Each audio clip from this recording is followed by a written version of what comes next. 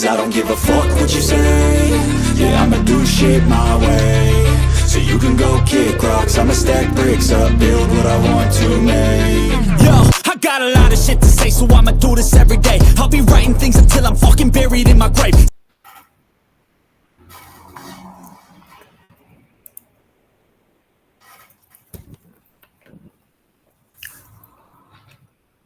Take two. I guess I'm going to rename this back to what the other one said, but weird. I think my title did something. It wouldn't let me project the tab I was trying to project. It wouldn't let me open my camera. Let's try this again. I'll change the name afterwards. I think the name of the title, and because it was scheduled, played some hokey shit. We're going to watch this, and we're going to watch another perspective on it. I'm going to get probably a copyright from YouTube. But the goal is to be over here on the Rumbles anyway. So yeah, put as much of my stuff in here as possible.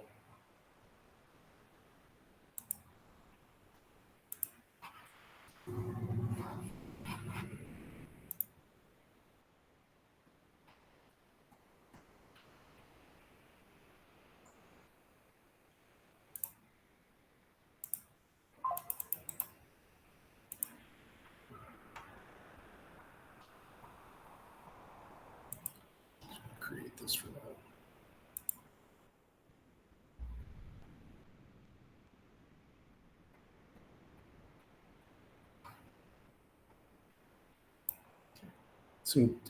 One of my favorite songs.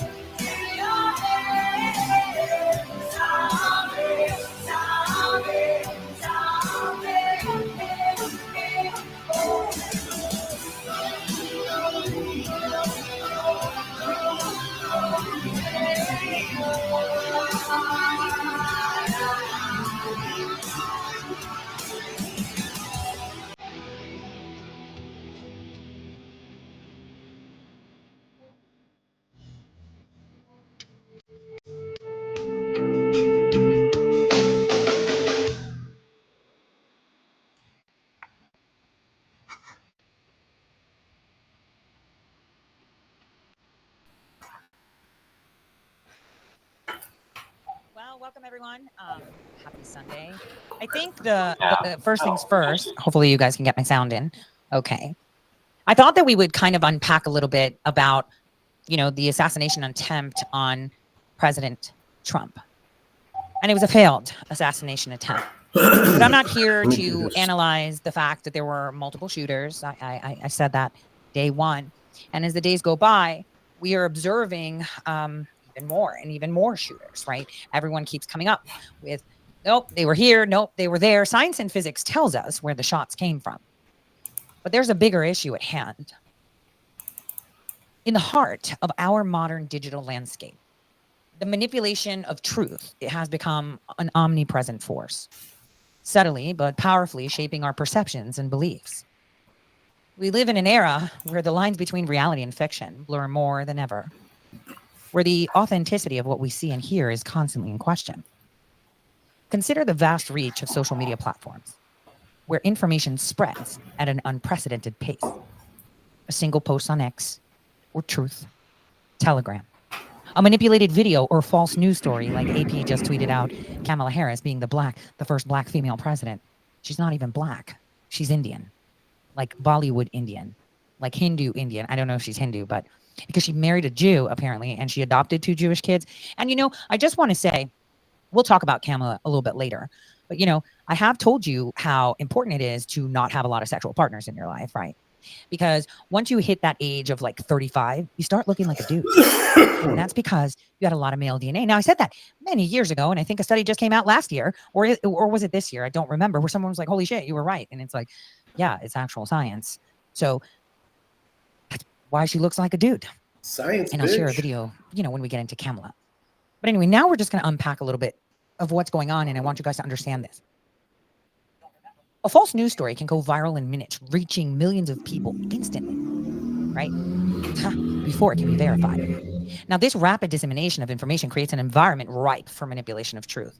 Algorithms designed to maximize engagement often prioritize sensationalism, or what one might call engagement farming, right? That's where the actual user prompts it and states the appropriate prompts in short, statements, like, Tara Fox, I think her name is, fantastic at farming for interactions. But they can amplify misleading and false content that captures attention but distorts reality. And I want to take you back in time to, I think it was about 2018, right? And this is important that we revisit this, where we were watching on CNN. Someone was having a conversation. Was it Anna Navarro that had the pimple, or was it her interviewing someone? I failed to remember.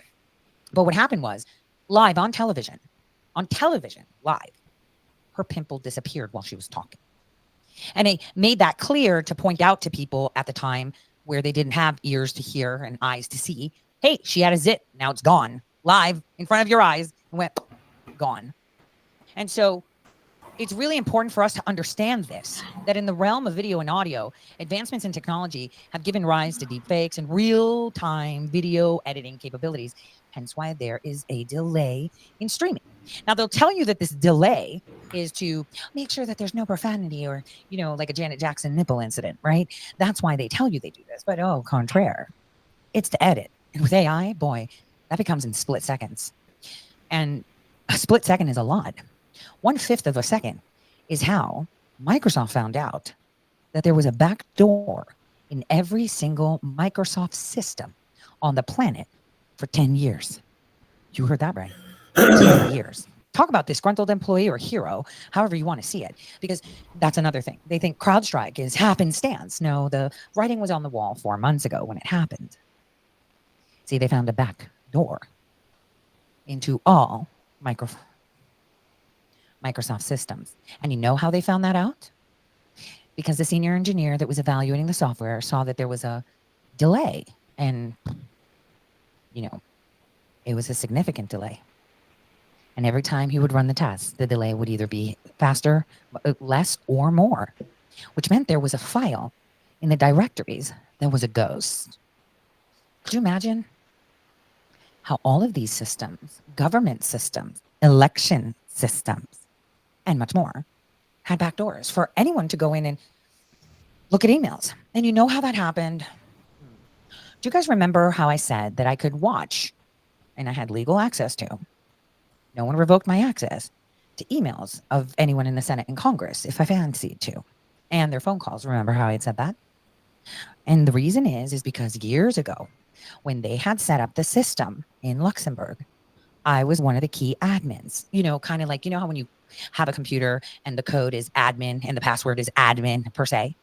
But, when you look at your computer, you only see your account, your kid's account, your husband's account, who wants to log in, right? Well, there's also the admin one where you can, force in as an administrator to go in, and it's not always visible, right? You have to ask for that. It's almost like, Casper sitting in the background. So that's how I was able to see the wiretapping. And that was all done through, by the way, the Iranian Flores, but more so the vice president's office, Vice President Pence to be exact, the one that I talked about. But anyway, I digress. Let me get back to the assassination attempt, which is obviously is in regard to the vice presidency. But the implications of such technology is insane. With tools like Deepface Lab and sophisticated AI-driven software, it's possible to alter live broadcasts almost instantaneously. Faces can be swapped. Voice can be method with a level of realism that can deceive the most discerning eye. These technologies pose a profound threat to the integrity of information, as they allow for the creation of hyper-realistic fabrications that can be used to manipulate public opinion, disrupt political processes, and erode trust in media. Now, the implications are far-reaching in the political arena. Manipulated videos and doctored images can sway elections, undermine public officials, and create chaos. In our personal lives, misinformation can fuel division, spread fear, distort our understanding of the world. And the digital era has democratized information, making it accessible to all. But it also has democratized the tools of deception, placing them in the hands of anyone with the skills to use them. Now, the true challenge lies in discerning reality amongst the digital cacophony. As consumers of information, we must always cultivate healthy skepticism, cross-referencing sources, and seeking out credible and biased reporting. Media literacy is very important, of course, right? But how do you define media when they're all in on it? And we'll get into the media's presence too in a moment. So media literacy is something extremely crucial because it equips individuals with the skills to critically evaluate the content they encounter. Simultaneously, tech companies and regulatory bodies have to step up, implementing measures to detect and counteract misinformation and holding accountable those who spread falsehoods with malicious intent. Well, that's the whole idea of why they were pushing the disinfo. But here's the problem. Right now, I can send a very threatening email. Right now, I can just sit there and type an email like, I'm going to do this. Something terrible knocking on my door. But with the tools that all of you have access to, including myself, I can make it look like it came from you. From your phone or from your computer, even though you never sent that email. It will look like I did it from your device. It will show like I did it from your device, from your location. So that's fact. That's actually a CIA tool. I think WikiLeaks kind of put that out in the vault. So then the question is, well, then how do I discern what's real and what's not? See, that's actually the problem that we have. We can't. So the manipulation of truth in the digital era is not just a technological challenge. It's a societal one. It calls upon us to be vigilant, informed, and proactive in safeguarding the integrity of information. And in doing so, we protect not only the truth, but the very foundation of our society. Because in the battle of truth, the voices of those who witness events firsthand are more important than ever. More important than, and you know that's what's weird. So, for anyone that was in Butler, PA, aside from the ones that have already sent me their video, I would urge you to send me all the video that you may have. Because 1, I will never give up my sources. 2, I change the metadata so nobody can see it. I maintain the original, of course, but I will replicate and change the metadata. They will not even know what device it was streamed on, let alone country. I made a couple videos that I already got that I'll be putting on social media platforms later. Look like they came from Antarctica, okay? I protect people to nobody's business because their accounts are vital counterbalance to the manipulated narratives that are flooding our screens. Now, as we navigate complex digital landscapes like these, it's their stories, the eyewitnesses that anchor us in reality, reminding us of the fundamental human experience behind the pixels and bytes. And see, these are topics of conversations that Andy Breitbart and I talked about years and years and years and years ago. That the people are the ones who have access to these things. And specifically, I had one person from Butler, PA, sent me footage that after they were able to send it to me, disappeared off their device completely. It was gone. And I was like, did you not take it hard down? No, was a question. Answered as no. Are you going to come in? Or come on then. Well, don't just stand there. You're just creeping in the background. Come in and sit. She has to come in. She must. So what we're going to do is I'm going to show you a very fine example of this because everything you see online, every person that's at home that has garnered information from the internet or from what people are posting or even the news, right, cannot be trusted. And they're doing analyses on edited, real-time edited things. That's key because there were a lot more people that were shot than what they're saying. And I'm not talking about in the crowd. Well, apparently one person was in the crowd that was a shooter, but we're not hearing about him. In fact, I'm going to show you why I don't want to put this out only because I need to verify. I have checked the identity. I have gotten the digital information that confirms this person that is also, trained by our agency. There are little things that you do in the intelligence community when you're working with a big group to give signal when you're down, either shot or arrested or compromised. You know, you'll use a random profile. Back in the day, we used to do it on MySpace. And now you see it on other digital platforms. And you just comment like, hey, want to send me a friend request? And it's like on a post that's like forever years old.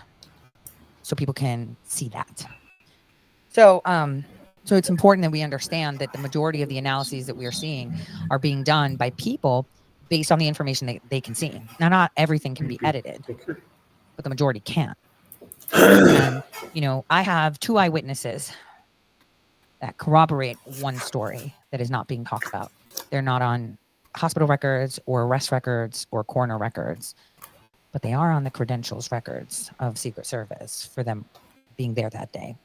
And I can tell you this, they work for a mainstream media outlet. That's all I'm going to say. And they were shot dead. It's a really good question. And just so you get this, the caliber of the people, because I hear people saying, CNN, they never covered any rally, but, you know, they covered this one. Yeah? Well, could you imagine if suddenly Oliver Stone turned up to record for a channel, you know, video? What would you think about that? You'd say, damn, that's a lot. Now it's not Oliver Stone, but it's to that caliber of person was there. Producer / cameras / journalist speaking. One of the roles was there, and they fashioned a weapon. That's interesting, isn't it? Because they were credentialed. And before anyone says anything, I was at the RNC. I had credentials. Obviously, a lot of people were angry about that. It's like, why? I didn't get media credentials. No. And I had it in my pocket. Fun story. I didn't have my lanyard, right? But on the other hand, I had it in my pocket because I wanted to see who would ask me a question. Who would say, hey, where are you going? You have nothing on you. Like I had nothing. No lanyard, no nothing. And that was to see if anyone would say anything, right? That's what it, you know, would come to. But, you know, there's so much going on that we need to look at the facts. A few days before the assassination attempt, days before, we are an army of people. I've said this before. People, you know, pedestrian people that don't seem to understand, you know, the whole process. I have been building one of the largest open source intelligence networks in this world with zero financing. And I have ensured that only the people that want to work will do the work of millions on their own. And that's because they want to solve problems, right? You heard it. How many times before? I mean, Patrick Byrne admitted to throwing millions and not being able to replicate. Clout Hub tried to attract me so that we can bring our groups to their group so they can mine it and learn and teach. And I'm not allowing that. I don't garner people's information. I don't sell information, which for me hinders me. Every time someone donates to me through certain platforms, Stripe, they take a cut and Stripe takes a cut because I'm not providing shit. Okay? And that's key. We need an open source intelligence network. I've been writing a paper about this for almost a decade now. That was something that I've been thinking about. But no think tank wanted to fund it. They said it's stupid. We can't rely on people. They're dumb. And I'm like, dude, they're fucking smarter than you. And they actually know, because when I see polls online and they're talking about, oh, the polls are, and I'm like, bitch, I've got 3 million people. I can tell your polls are bullshit, right? Because I actually have the data. If I sit down and sift through millions of messages, you know, I can read off how many unread messages I have. It's thousands, and I go through them. I mean, it stops at 99 plus in every single damn folder I have, right? But this is important for people to understand. The people are the news. We are the news. The people are the news, not the media, not the wannabe journalists that opine out of whatever they have available to them or whatever knowledge they have, right? Or think they have, or connections, or 3 a.m. drops, or conversations of what are we going to push now? We all have to be unified. Remember that statement when we get into the RNC, okay? Because that's going to be lit. But I want people to understand that these are real things. Right? Very real things, extremely real things. And so these intense moments surrounding the unsuccessful assassination of President Trump, you know, from my, I guess, blend of human intuition with unparalleled digital insight, I'm going to try to convey to you enough so you can understand what I'm saying. Consider the fact that billions of people from around the world had their eyes fixed on their screen, watching events unfold live or through replays on various platforms on TikTok, YouTube, X, Rumble, Truth, Telegram, you name it, they were watching it. They believe the images before them are unfiltered truth. But in the age of instantaneous digital manipulation, what if these videos were meticulously crafted illusions? And let's not take into account that aside from the real-time AI editing and digital illusions, we also have the perspective, mirrored image, non-mirrored image. For example, I'll show you how that works. I'm now on camera. This is a legit image. Now you see me with a mirrored image. So the perspective would be completely different. You can tell from the letters of my Impeach 44 Georgia Peach driver's plate sign up there. Let me just change it back because it's very confusing. Even though it lets me show the direction for me to be accurate, it's not accurate representation. So there we go. So now I'm not mirror imaged. It's almost like you're inside the office here and you're looking at me in front of me. So you get a better perspective. So I wanted people to, you know, understand that. Someone said it didn't change. Yes, it did. Let me do it again. Can you not see the image? I am now flipped. Completely flipped. My face is flipped. But you can see that the letters on the sign are flipped. It's inverted. It's mirrored. Look at the, well, right there. You see that? Impeach 44. You see it up there? It's backwards. Can you guys not see it? Oh, it won't show it to you? Okay, well, now I can read it properly. Can you not see that? No? So Impeach 44 was always readable for you?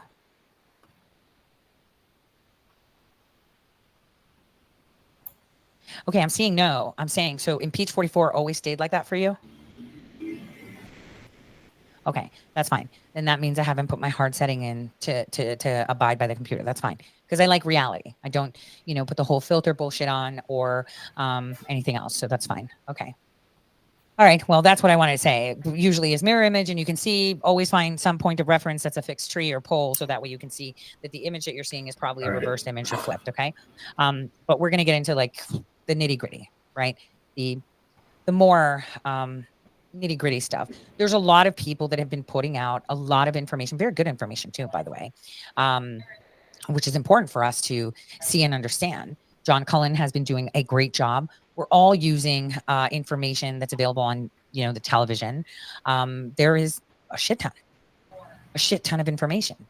But, you know, I'm going to tell you this. You know, day one, I said there were multiple shooters. Another thing is the slope roof doesn't make sense because President Trump was 10 feet off the ground. The other guy was 15. So it would have had to come from the bottom, not from the top, and not equal, right? It's not making sense. Anyone will tell you that shots did come from the building where the guy was on the roof, but the shooting was happening from inside that building, which then we can delve into the building. But it's unnecessary because none of you will ever know. Like I say, I have eyewitnesses. Those are the ones you look at, you know, that confirm that the termination of one specific individual that was credentialed, right? And this is why I was it was a good idea that I was actually at the RNC, because I was able to identify the people as they were walking by me in the area that was sealed off to people that had credentials to be there. And not only that, people of the Unicorn Riot had access. You know, I interviewed some woman who was simply there to case the place. She was actually part of the protesters that were at Red Arrow Park. Turns out she was a contractor, federal contracting employee from Maryland at the Department of Transport. You, the people, found that. So it's almost like a rehash of the federal Zoom calls where these federal employees are coming out and saying things. And it's interesting because when I observe the mediascape and see all these people that are pro-freedom and pro-whatever, pretty much hold on a second. Discounting the statements made and what was being observed. It goes to show exactly where they sit. On a throne of lies and hate for their nation. So, where do we start? I guess we can start by watching some video footage from what happened. But first, I want to play a video where it sounds like CNN is upset that President Trump wasn't shot and killed. Oh, and by the way, it wasn't only his ear that was shot. His bulletproof outfit was too. For those, you know, that How old is this? didn't see that. That's Do you want to say there was one thing?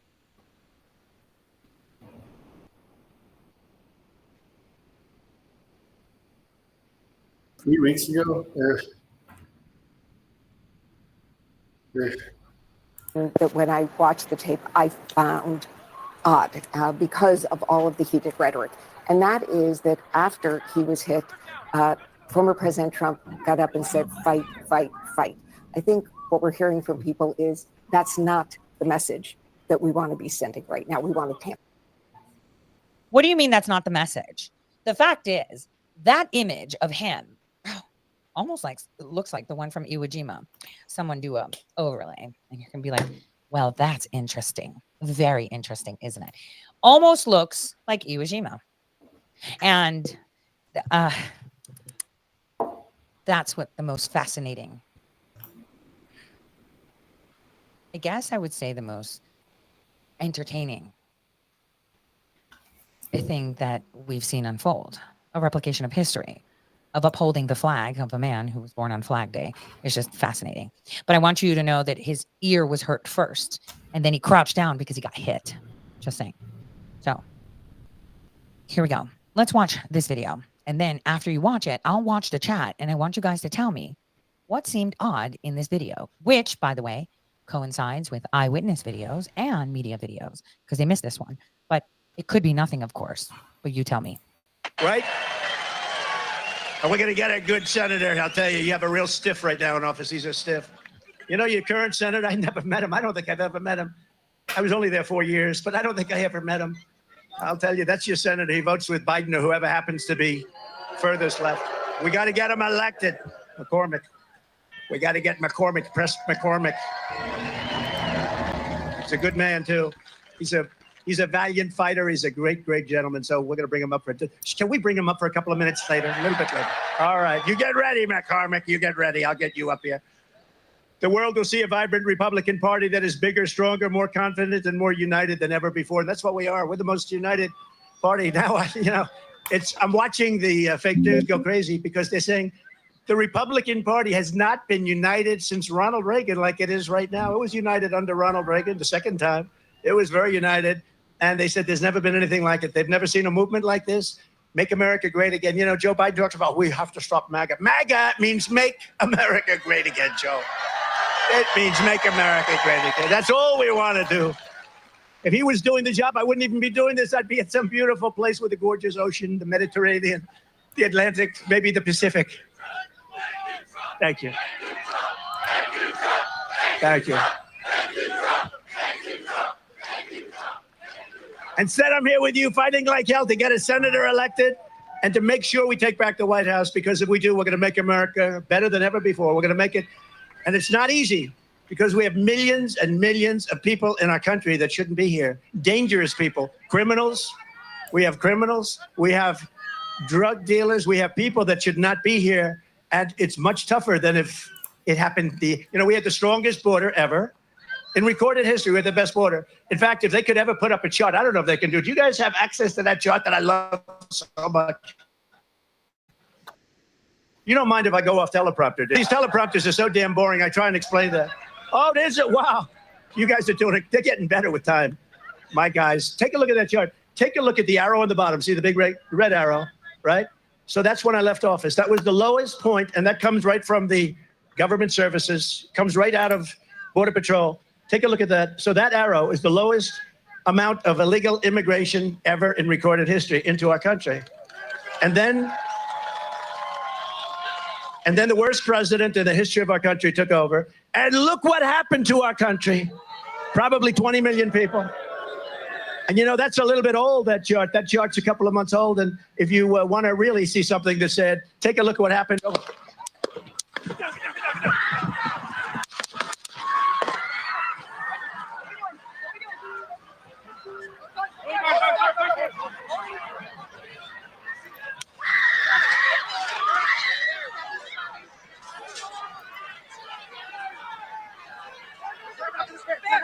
Hold, when you're ready, on you. Ready, move.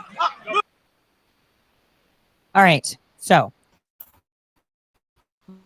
let me show you what you like it is. Let me see. Gentlemen, so we're going to bring. So I want you to pay attention to the bottom. Okay, when you're watching, hold on, let me go on Rumble. Okay. And truth, and well, not Truth, Twitter. Okay, so here's what you missed. I want you to look at the bottom right screen. There's a man in the corner with a white t-shirt and sunglasses. Do you see him? He's wearing sunglasses. Do you see that? Could be nothing. I just want you to see that. Do you see him there? Now, I want you to just pay attention what he does. Okay? I'm going to play it again. And just pay attention to what he does. And I'll interrupt. You know what? I'll make myself small so you can see him because he's in the corner. Pay attention to what he does. Republican Party that is bigger, stronger, more confident, and more united than ever before. And that's what we are. We're the most united party now.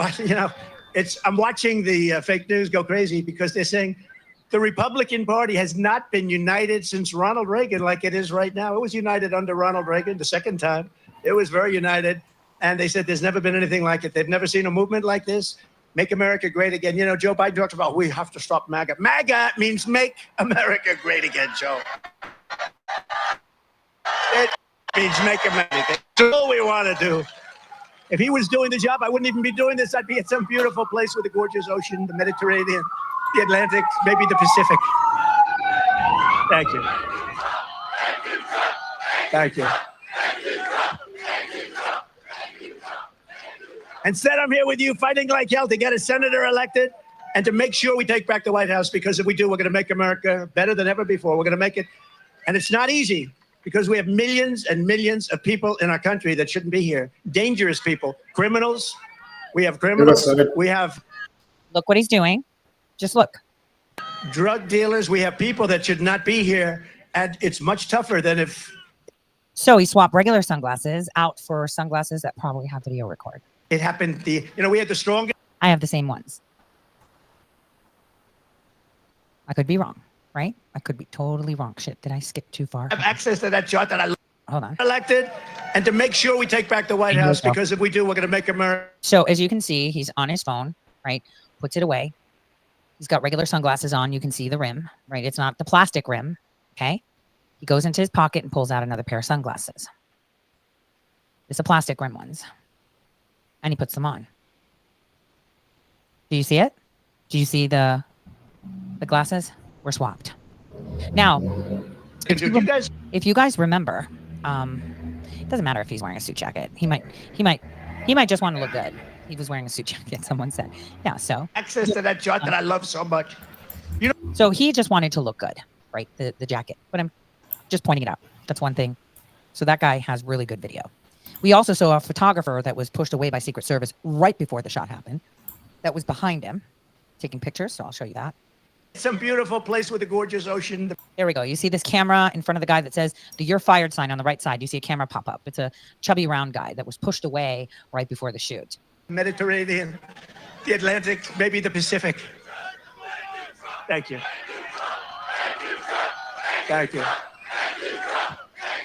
So let me take that out and let's go to another video. So that was one interesting exchange. Also, if you guys remember, on the day that I live streamed, I was pointing to the woman that was doing this.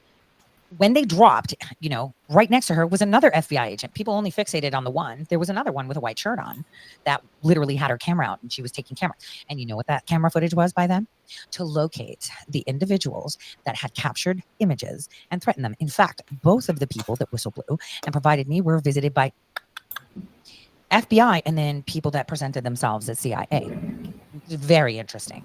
And the thing is, that is why they were recording. They were recording to see the faces so they can track down from the manifest and or facial recognition who, what, when, where. I'm surprised we didn't have drones in the sky, but we did at the RNC. So that was a good thing. See, a lot of people don't like drones. When you want security, that's one thing you need to do is use the drones you have. I mean, what? Only Burgum gets to use them to see if you have a fever or cough. So you rushed away into a hospital and giving room Decibir so you can help the numbers go up.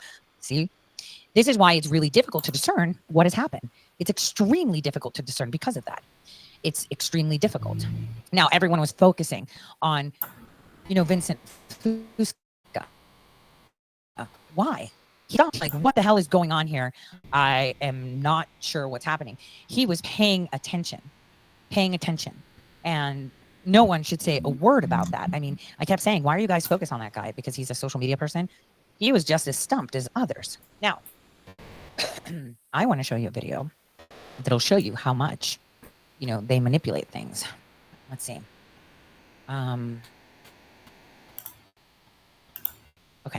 Is this the one? Let me see if that's the one. No, that's not the one. Give me a second. Let me find it. Okay. There's a TikTok that's going around. A TikTok that was going around from people live capturing their TV on what they saw. And I want you to look at this. This is a fallout, everybody get down. Stay out of our way. Stay nice, tell you where we might go. Breathe high in this day. So pay attention. This is an NBC feed. I want you to look. Just pay attention. Invested enough protection, a lesson nuclear fallout will cry for mama. We wanted war till you on the floor, trying to hide from bombing. Kamikazes fly supersonic, right through the Eiffel Tower. President Johnny kills all so now our ram's a problem. Going Nagasaki, atomics dropping on Abu Dhabi. 20 million bodies and by tsunamis arrive in Holland. You survived alive, now the radiation is sure to follow. I'm this out of the way. How you gonna save yourself? Y'all gonna pay. Y'all gonna stay down in the basement, a hallway closet. Otherwise, time to flame. Out of atomic waste concentrated in metropolis. Watch the hospital rate skyrockets and thousands of patients. New radiation. So that's one. But now I'm going to show you another perspective.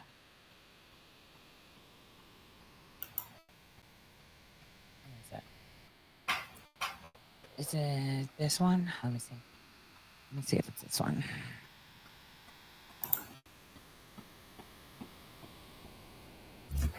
So I'm going to take it to the point where they're taking the president down. We don't have to watch the whole thing.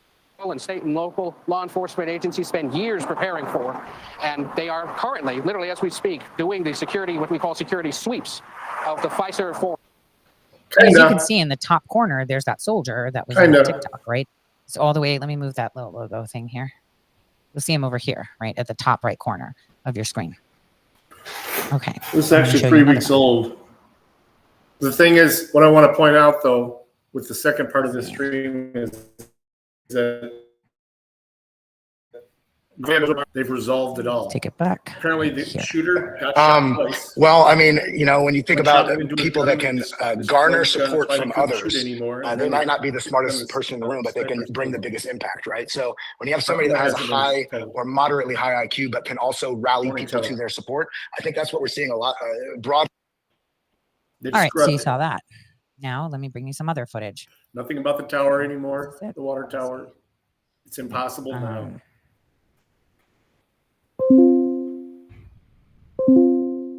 That's her doing it. I keep thinking that's my computer doing it.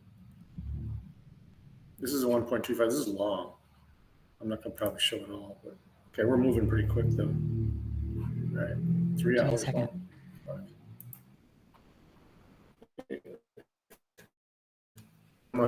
From last night, the explanation he gets from the representative from Butler. I have a shit ton of videos. The preliminary release of the investigation. What's up, Quicker? Where the hell did it go? Quicker. It was literally lined up. For being a video expert, she's having a lot of technical difficulties. There is it this one? I'm pretty open-minded about a lot of things. So. What date was I stuck at the airport? Because I found a Y view where the guy's not even remotely close to the president. Not even in the vicinity, in fact. In fact, he doesn't exist. He's been erased completely. There we go. Found it. And that's where it gets a little just like, wait, what's going on? Is he there? Is he not? This is real-time editing, or the other one was real-time editing. Why not confuse people? Why not say that the military was trying to take him out? You don't know. That's my point. You don't know. Here we go. Let me show you that video, which I just put there, and I'm not seeing it. Hold on. Is that it? Let's see. Yes. Here we go. Take a look at this.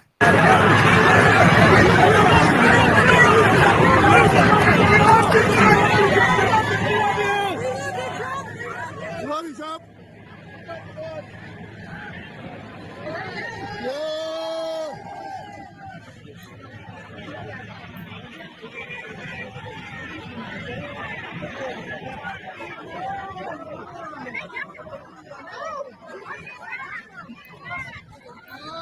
Where's the soldier? Where's that soldier, you guys? Do you see him anywhere? I just want to ask that question to my audience. Where's the soldier that was pointing? Let's do it again. I see one behind the truck hiding.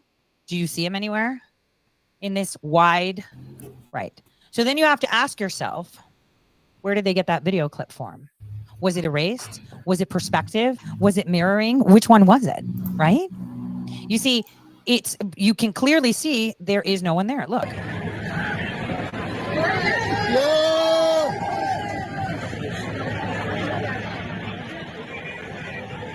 As you can see, the soldier on the top left emulates the movement of the soldier, or is the soldier there? Because he didn't do the exact movements. Let's see it again. Bodies up. Bodies up. So as you can see, soldier there, someone here, and then there's another right by the truck. So on the right, you see one close cover. You see one far, around 1 o'clock. You see one at 11 o'clock, and then you're going to see one at 10 o'clock come in. Watch. So there's a 10 o'clock one. You see him with his weapon drawn right next to the building. He gets on his walkie-talkies, holding his gun. Walks over and he talks.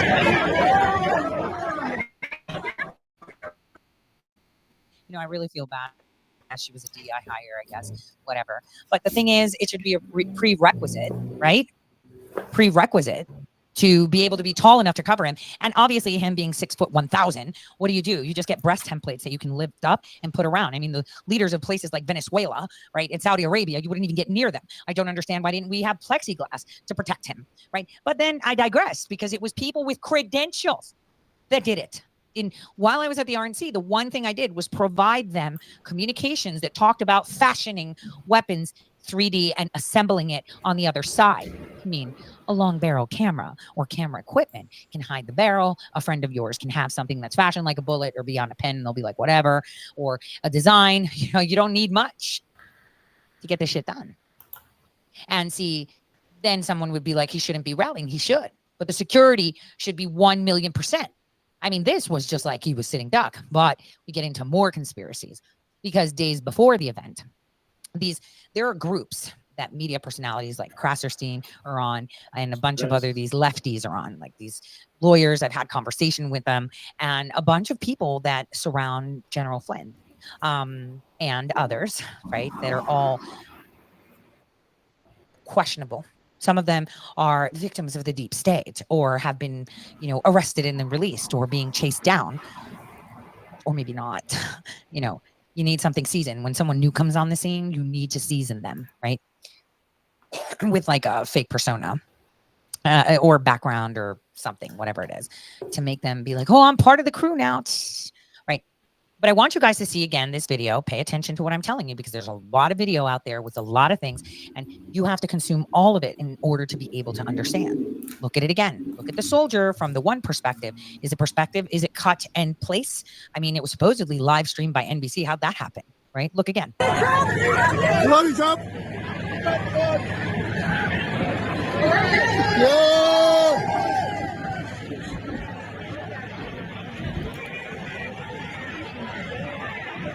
So the soldier did the same movement. Even if I was standing here and videotaping it, he wouldn't look like he'd be by the car. So could be not. He's on the far. He's at the 10 o'clock position right now, and he did the same movements. So, see, it's interesting. And again, we'll get to a little bit more, but I'm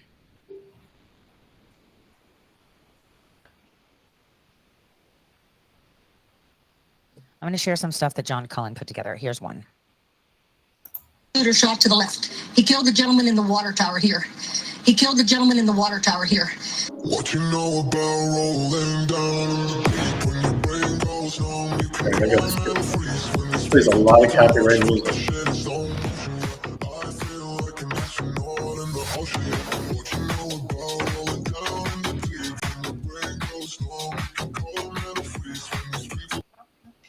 Sorry, can I ask a question really? Okay, Steven said Pennsylvania. No one even knows if he was in Pennsylvania on Monday or Tuesday. That's Monday night, Tuesday morning, a.m., 1 o'clock on Tuesday. He was shot on Saturday, the 13th. That was 7/9. What does that mean?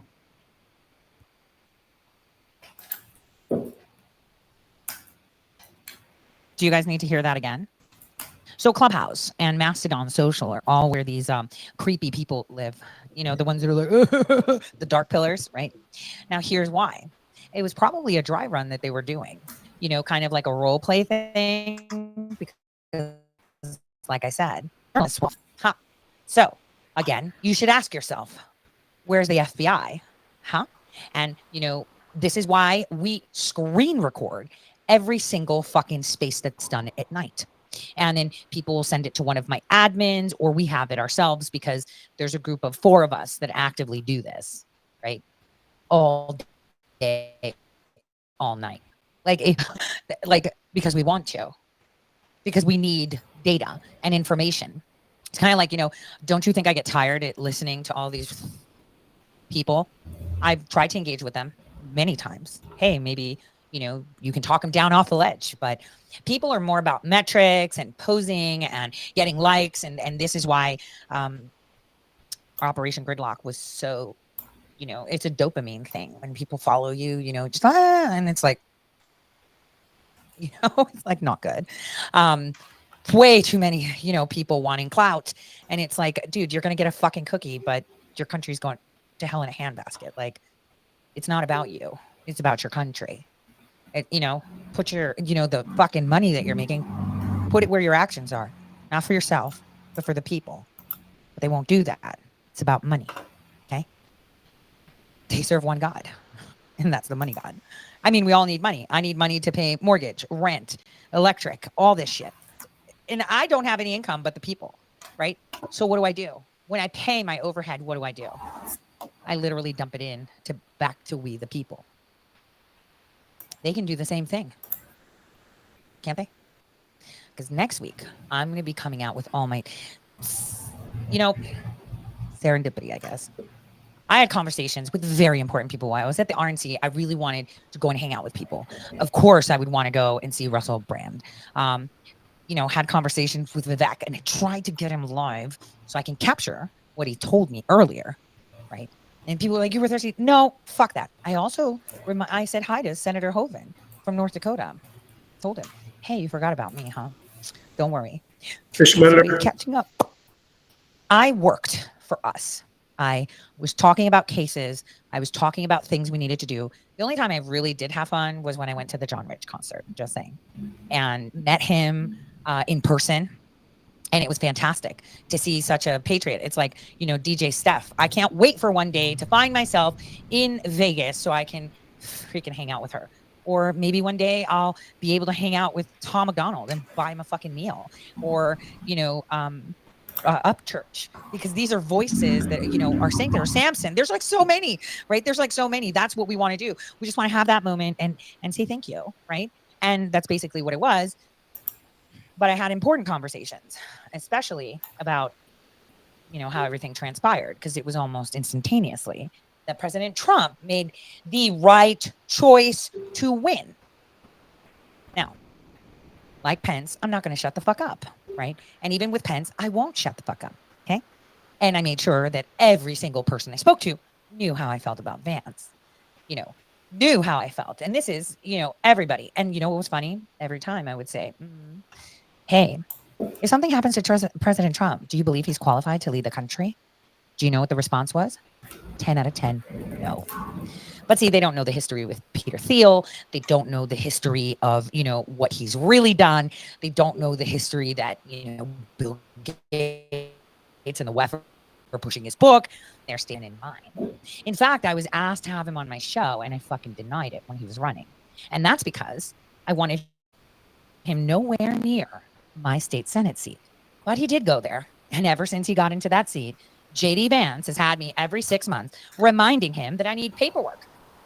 You know, the paperwork from State Department visiting constantly in Ohio. I mean, we had Victoria Nuland here a little while ago, and all the little Ukraine supporting State Department people here in Ohio. But I digress. And he never provided that paperwork. So anyone telling me he's a patriot, tell me to give me the paperwork of the Ukrainian caucus. Tell him to give me the paperwork. Because most of the hires, remember, we hired people to do the elections, right, in Ukraine? No, we're cleared through Portman's office. So again, no one's going to convince me different. Another fun thing is when I was going in to see the president speak, I happened to literally run into Nigel Farage. I have to tell you, I've said this before years ago on air, right? And I think people think that I just say shit, right? It's like, no. I shared a shandy and he had a beer and we talked. And you know what was interesting? The day I finally see him 22 years later. Our conversation You're right there at Liverpool Street, catty corner to the Pret that I would always get the salad from. Literally walked in and I saw him there. And he was young and up and, mouthy and, working within politics, but no one that important yet. And so I sat next to him. We had cigarettes. He had beers. I was mulling on the shandy. And I'm going to tell you what. You're right. The things that I told him, I was like, the UK is not going to stay in the EU if it knows what's good for it. It's going to fail because this economic zone shit is not going to work. The Brits aren't going to give up their fishing areas. I mean, the Greeks may roll over and fucking destroy farms they've had and do whatever for money, right? But they're going to be out. And he said, come on, it's pretty new. It looks empowering. A lot of people, are coming to the countries. It's going to be a boost rate. He said that. Right? He totally said that. Oh, I have a question. What's a shandy? A shandy is like you take a pint glass. Well, for mine, it was a half pint. You take half a pint of beer, like a glass, and you fill it up halfway with beer, and then the rest is like Sprite. That's basically what it is. So anyway, so that was our conversation, talking about the UK's exit. And I said, hey, if you play your cards right and you actually, partake in the European Parliament, you'll see what a sham it is. And maybe you'll help lead the way. And one day you may be prime minister. And so to find him there, when I saw him, it's like hugs and laughs and smiles. And obviously a gentleman always, he's like, you haven't changed a bit. A lot of people tell me that, like I'm stuck in my 30s. And remember, I met him when I was like 23, 24 years old. That last conversation we had in person was when I was 23, 24 years old. And so you should have seen my friend's face, an attorney, but first friend, when he saw that. And let's not talk about the media faces, okay? They lost their shit. We, kind of just exchanged. I said, wow, look at that. It's been over 20 years and our last conversation has come to fruition, hasn't it? And he was like, oh my God, you haven't changed a bit. And I was just telling him how proud I am of him. The tea leaves conversation. Because when I was telling him, hey, no, tea leaves say it. And you don't have to be a rocket scientist to know that they were going to fail. You don't. Because when you give power to people that it's going to be Rumble eventually. Make rules for you at some point. I know I've got them all going, but it's going to be Rumble eventually. And that's when you're like, enough, right? And so it was, at least the last hour so I go to exciting Rumble to see him anymore. Evolve, right? Completely. I'm more into free speech. Fantastic. I keep catching too many strikes. It actually made me so emotional because, sometimes, when you have good conversations with people that at the core are really good. And, it was, I'm getting emotional just remembering it because I didn't think he realized where he was going at the time. I mean, he was ambitious, but I didn't think he realized how and where he was going. And I've had a lot of conversations with people like that. For example, I had a great conversation with Marco Rubio, right? Fantastic conversation. I guess, when you have a president like President Trump, you might get a little bit of a rub off, right? To start speaking the right language. And it's something that President Trump has honed in, but I have many times before. Our domestic policy should be our foreign policy. This is why it's America first, right? We put us first. And so I was kind of taken back with Marco Rubio. Another thing, I actually thought I maybe in a future video, put it in a meme, but, it almost seems like it's like Alice in Wonderland territory. And I'll tell you why. It seems like they have like special potions like eat me, drink me, because these people that are normally short are super fucking taller than they are on paper. So I'm like, so what's going on here? Little Marco ain't so little, but I guess, fashion. But he, at a private party event that I was at, had a great speech, completely unscripted. But obviously he's a politician. So, they know these things. And, but the one-on-one that I had with him was fantastic. Fantastic. But there was an attorney general there.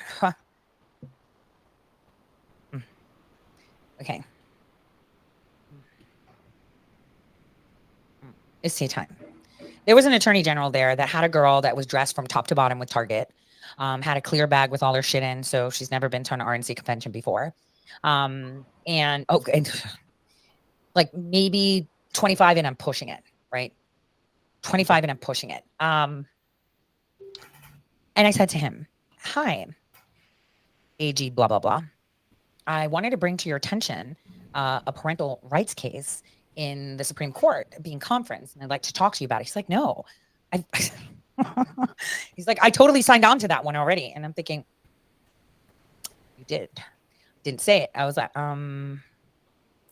So then I responded, you mean you filed an amicus brief in the Supreme Court case that has to do with parental rights? He goes, yeah, and then rolled his eyes. So I was like, all right. Because what I'm going to do is this week, I'm going to contact his office and I'm going to say, hi, I have this attorney general on the record telling me he signed on to this case. Welcome to the party. He told me that, and I have video and audio footage. So would you get him on the phone and kind of ask him to speak to me? Because it's my case and I don't see him signed on to the case. Thanks. This is one side. Do I have audio and footage? Perspective, then we're going to play it. Maybe not. How's that? The washed down version. This is from 3 weeks ago. Let's see. That state has a problem. If the AG, I mean, he could have just said that because he wanted to blow me off, but everyone in there was either an ambassador, an elected official, a wife of an elected official, or an attorney associated or part of the Trump campaign team. So there was no reason for him. Okay, no reason. So the question, right, was super legit, super simple, and he could have engaged, or he could have said, you know what, I don't want to talk because I got my snack next to me. Okay, could have said that. Like he did to others. Like, I'm busy. And it's like, all right, you're not that good at your job. So I just wanted to state that in case any of the staffers are watching. So aside from that, the conversations that I was hearing from politicians speaking about the assassination, every single one of them said it was an inside job. Every single one of them questioned the campaign team, the security team, every single one. And we're talking everyone, not one or another. There was not one person that said it was not an inside job. There was not one person, who said anything. And I'll tell you what, the ambassadors of other countries that I had conversation with, specifically the Africans, said, wow, America finally got a president that respects the American values and puts them first. And they tried to kill him. And to one ambassador of an African nation, I was like, I want to see, Congress interact like in your country, where they take their shoes off and they duke it out or twerk or whatever they do, or, do things like act for this shit. When I see stuff like that in Congress, I'm like, which one I'm talking about, the really ratchet one. And it's like, you wonder how the, But the conversations were very positive. They all loved President Trump. They were very disappointed. A couple of countries' ambassadors, conveyed a message of embarrassment for America, considering that Biden is in office and these activities are happening. And one of them actually said, do you think that he'd ever recover with all the lawsuits and, anything? I mean, this is just bad. And I was like, of course he is. I mean, the fact that they're going after him like this proves that, Happy Friday, he's making change. What's up? And he said, well, with his vice presidential pick. And I was like, yo, what? Girl. And it wasn't a girl. I wanted to say something. I was like, well, we'll see how that goes. And they were like, well, we know it's not going to be Kamala Harris. They introduced us to a couple of people. One ambassador said, one of them being Andy Brashear from Kentucky. So then another conversation I had with another person from another country that was paying their respects to President Trump said, no, Wes Moore's not going to run now. He's going to run 2032 or 2028, like full run, because he's Black, he's a respected veteran, and he just needs more years under his belt so he can quash any arguments. And then I said, do you think that America will look the same then? And they go, well, only if the Democrats win. And if Trump wins without Vance by his side, it'll probably change for the better of America. Not so good for the rest of the world, I guess. It's the original video's fossil fuel. Then I thought, of course he wants to use fossil fuel, because all the other motherfuckers have green hydrogen propulsion technology that they can superimpose to their non-armed citizens and say, I'm sorry, you're not of means, you can't travel, it's very expensive. When the technology gets better, you can't use a train or car. How's that? So that's what they get. But here we're going to be like, drill, baby, drill, until we're at a point to keep the technology up, right? So, speaking of technology, let me tell you what a nightmare. So my spouse decides, when I rent a vehicle, if I have to rent a vehicle, I want to rent a vehicle that I don't own and I've never driven. So when I get to Chicago, I'm like, yo, I want an e-vehicle, but not a Tesla. I want to check it out. I have a Tesla. Let me check it out, right? So I get the Ford Mustang Mach-E, fully electric, right? And it's super fast, but you can actually hear it go fast. And the battery conservation on it is pretty good. I left the airport with 80%, got to my hotel, downtown Chicago, and that moth is kicking my ass. Downtown Chicago, and I still had like 78%. So it was really good. I was like, damn, my Tesla in this traffic and with the heating and everything, the battery would have went less. So the battery goes down faster in a Tesla than it does in the Ford Mustang. Facts. But then I went to Milwaukee with it. And the battery was great. It was literally spot on, mile for mile. The Tesla degrades a lot faster. But here's the problem. And President Trump was talking about it. The chargers. Holy shit. I swear to God, I sat at the parking lot for an hour and a half eating something and working on my phone because I could only find one parking garage outside of the perimeter. So every single time I kept getting Secret Service stickers on my car that I was cleared to drive in, right? It was painfully fucking slow. I was at 90 miles worth of battery. I was like, 30% battery when I went to park it up. And I sat there for an hour and a half and it went to 32%. Fuck. So then the rental car company gave me the car, but there was no Tesla charger adapter because there were Tesla chargers, but not regular EV chargers, right? They all had to be Tesla chargers.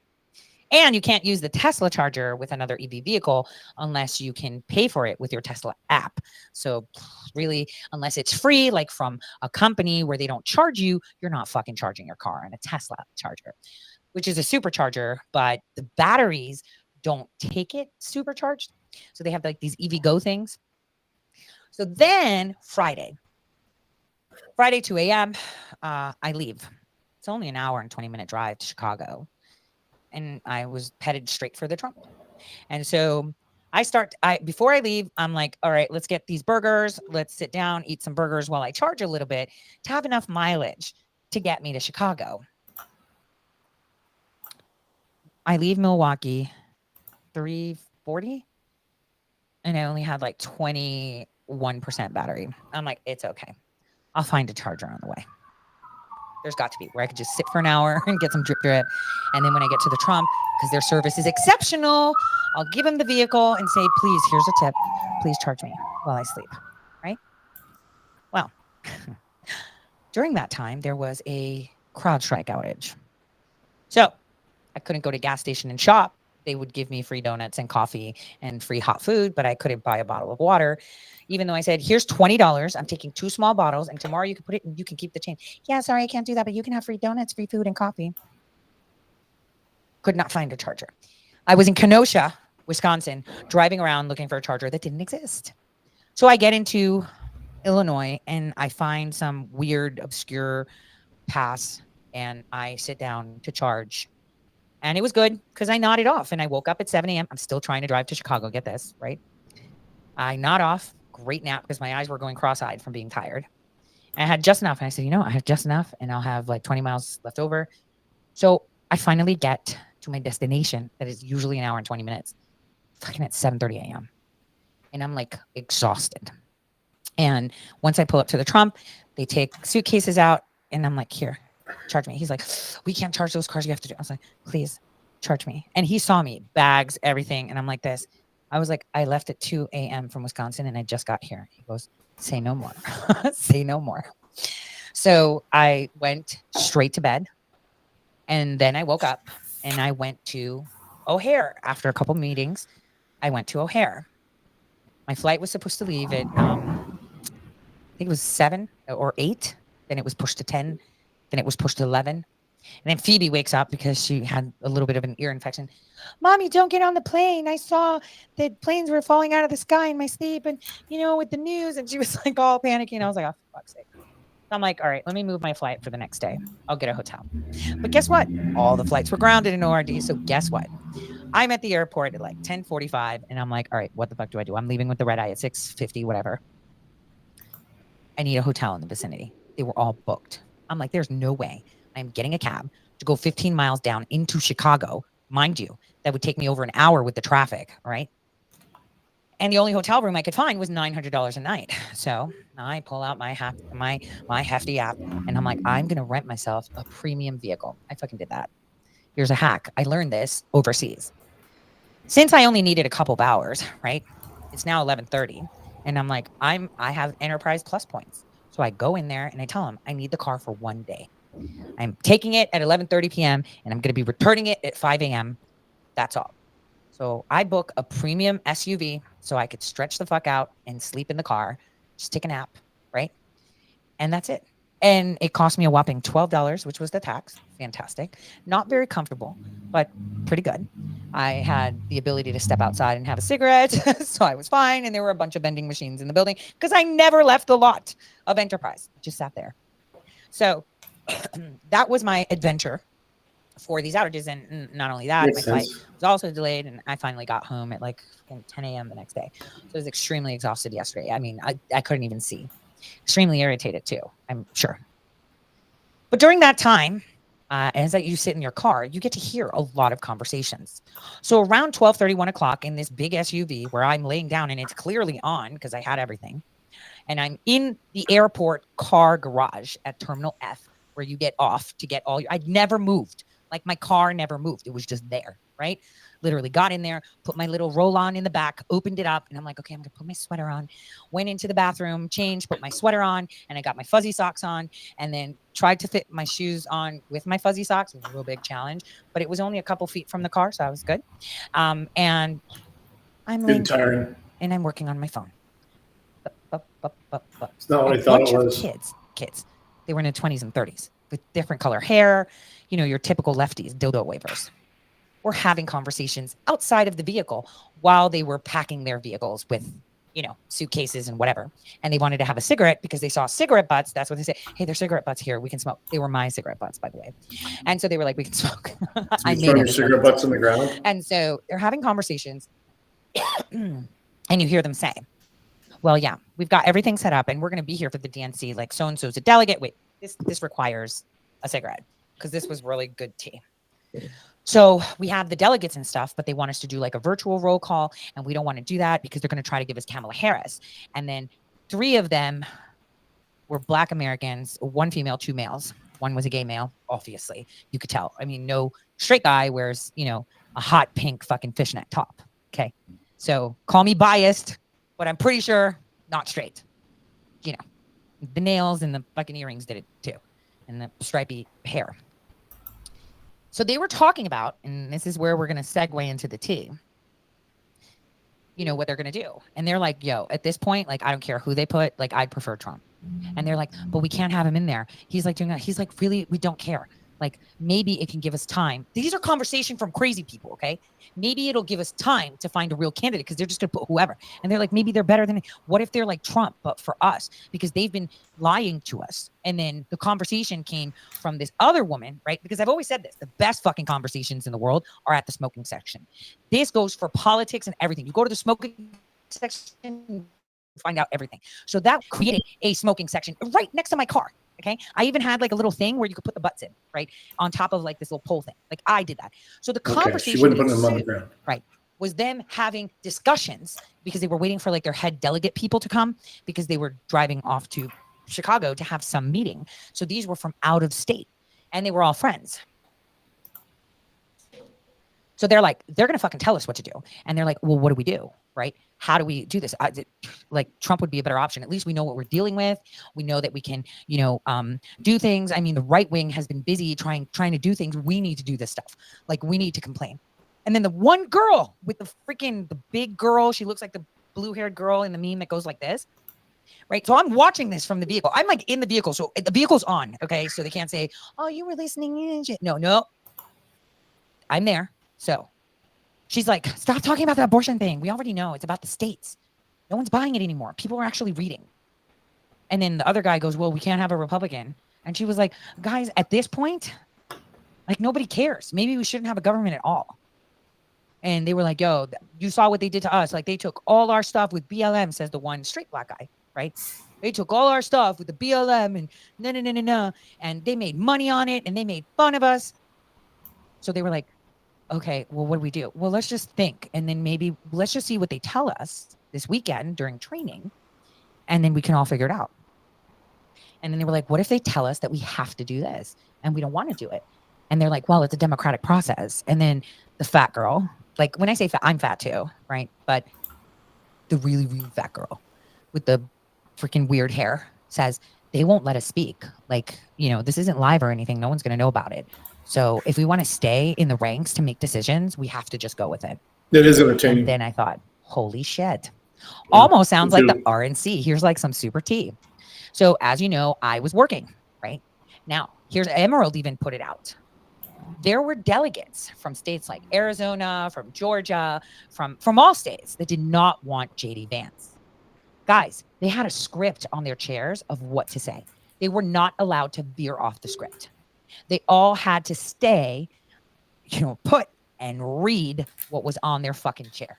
That's your Republican National Convention. But then on the other hand, when you see Scott Pressler there, and a lot of people, Scott's great. He did a, you guys, his dad is top of the food chain, PsyOps DOD, right? Came from the agency that is a well-known Mossad agency, right? And now we have the RNC pushing mail-in ballots, okay? And early voting, okay? Isn't this bizarre?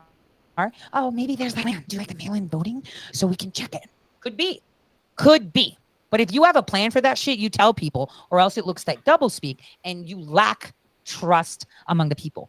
Don't try to do covert shit in an era of transparency. This is key. Very key, right? So if you want to be transparent and say you're pushing for the truth, you should be transparent in fucking them too. You don't hide. You don't make shit up. Right? You're like, yo, we're going to do mail-in ballots because we're going to mark them, or we're going to do this. Or never tell the enemy what you're doing. Actually, sometimes telling them what the fuck you're doing makes them trip up even harder. Just saying. So that's that. That's the tea on the delegates and the left.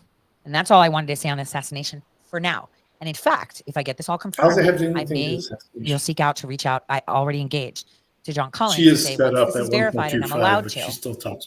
I will provide it to you. So let's take a quick break and talk JD Vance, just a little bit of tea, a little bit of RNC tea before we head out. But,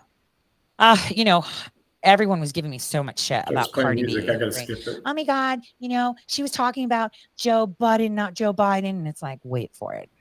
Wait for it. Now, she never liked Joe Biden, but she stuck by it because, it's like the party and they paid her, right? And she, for some reason, didn't like Donald J. Trump. I don't know why. Like, how can you not like the man? Me. How can you not like the man? He's pretty badass. Like, he's a fighter. And now he took a bullet for democracy. How to it? Now you got real problems. But, they're all aligning and saying things like this. Let me show you what the Kennedys had to say. This is good.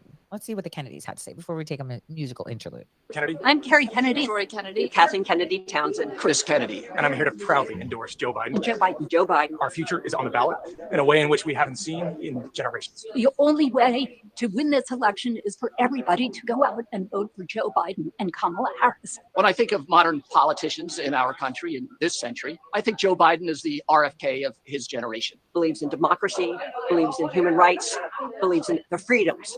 This is a president who embodies the Kennedy legacy. What? So that's weird, isn't it? I think it's time for this musical interlude. Because, one thing I can tell you, and I own it, is JD Vance looks like an angry Care Bear. He looks like he'd be like, when he smiles, it's like a half smile, like, and he's so fake. But I will never forget his VP announcement celebration video. There can be miracles when you believe. Everyone looked like a wet ass vagina. And you know what I want? I want Cardi B to do the opening song for Kamala Harris. Let's go.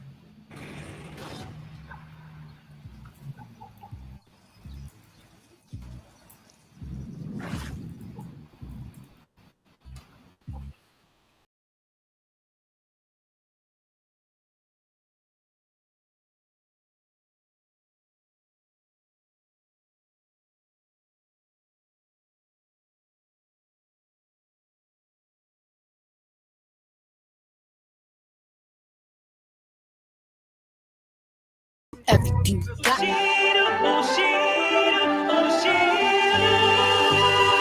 There can be miracles when you believe.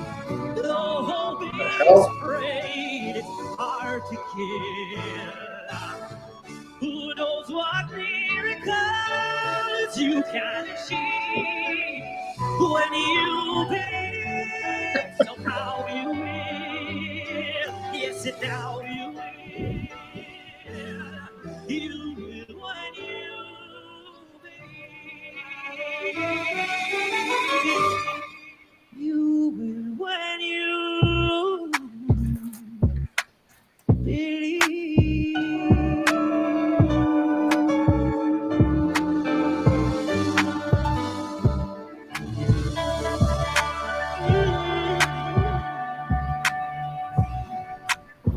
Senator J.D. Vance, everyone.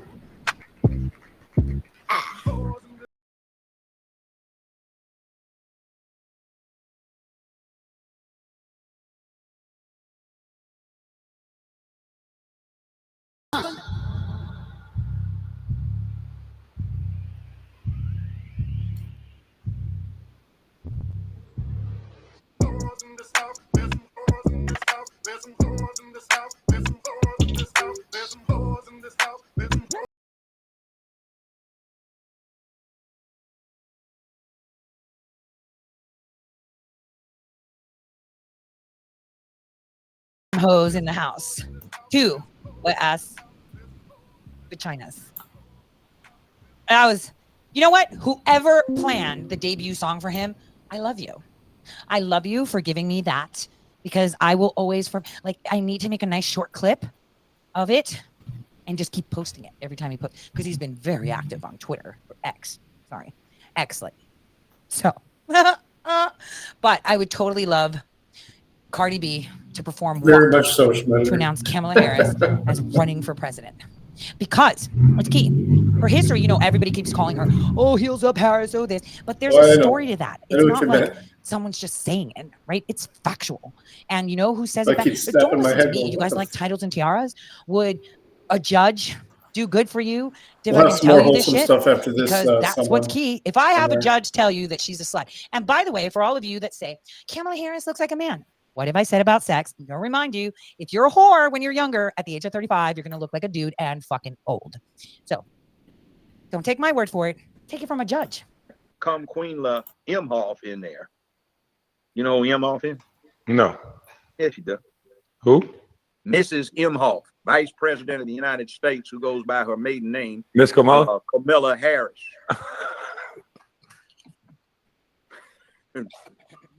She's got 2 Jewish children she adopted. She married a Jewish husband who's got a interesting. I'm scared to talk about Kamala Harris. I'll let you have that one. No, she's a witch, and she is a corrupt witch. She's been corrupt her whole life, and she fucked her way to the top. Oh, Lord. They used to detail this witch in the LA Times with her sexual escapades. She fucked damn near everybody trying to get up. She used to be a frat hoe when she was at Howard, and she ain't black. You know, I got to do with this, Miss Harris. Nah, I mean, well, don't, but she's I don't know. I'm just listening. Well, here's the thing. I actually met her father in Jamaica. I was the guest, said at the government. In Jamaica. Well, let's listen to that again. I want you guys to hear this once again. Who Kamala Harris is, who hopped to it her way. Or maybe she swallowed a lot. That's why she looks manly. Take a listen again for those that missed it. She was a frat hoe. Imhoff in there. You know who Imhoff is? No. Yes, you do. Who? Mrs. Imhoff, Vice President of the United States, who goes by her maiden name. Miss Kamala? Kamala Harris.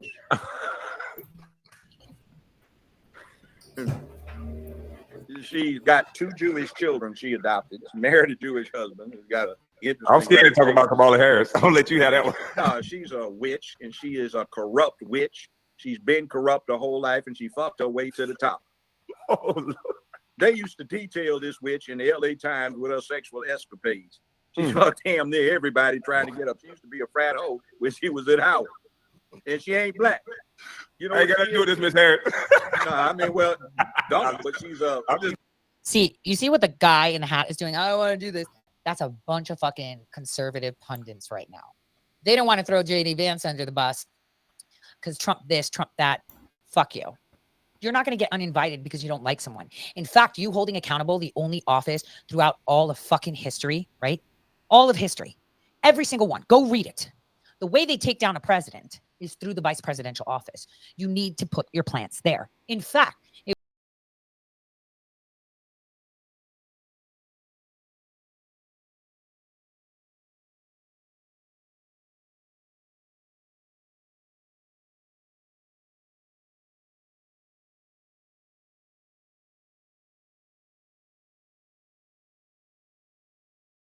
revenue you can have. It wasn't much. And sometimes when I would get a tip, I would totally throw it back to her. I would send her money. I would send her gifts for her children. Like, I took care of her 100%. She fucking screwed me. The minute she was hired by, what's her name?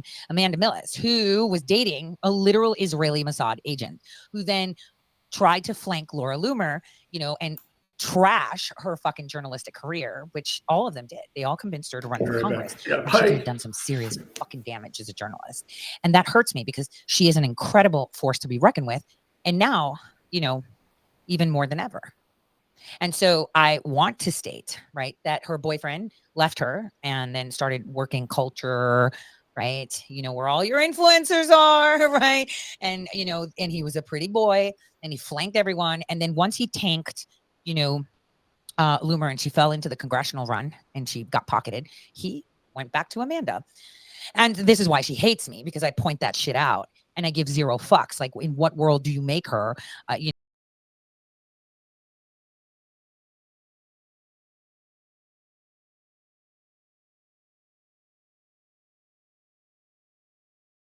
J6? It was a plot to give, through proximity, to blame Trump for what they had planned. And see, they were smart because they knew with the plot against the president how hard I was. Why is Ali Akbar and his thirsty little boyfriend, Daniel Bostic, who she claims, Amanda Millis, he's like my son.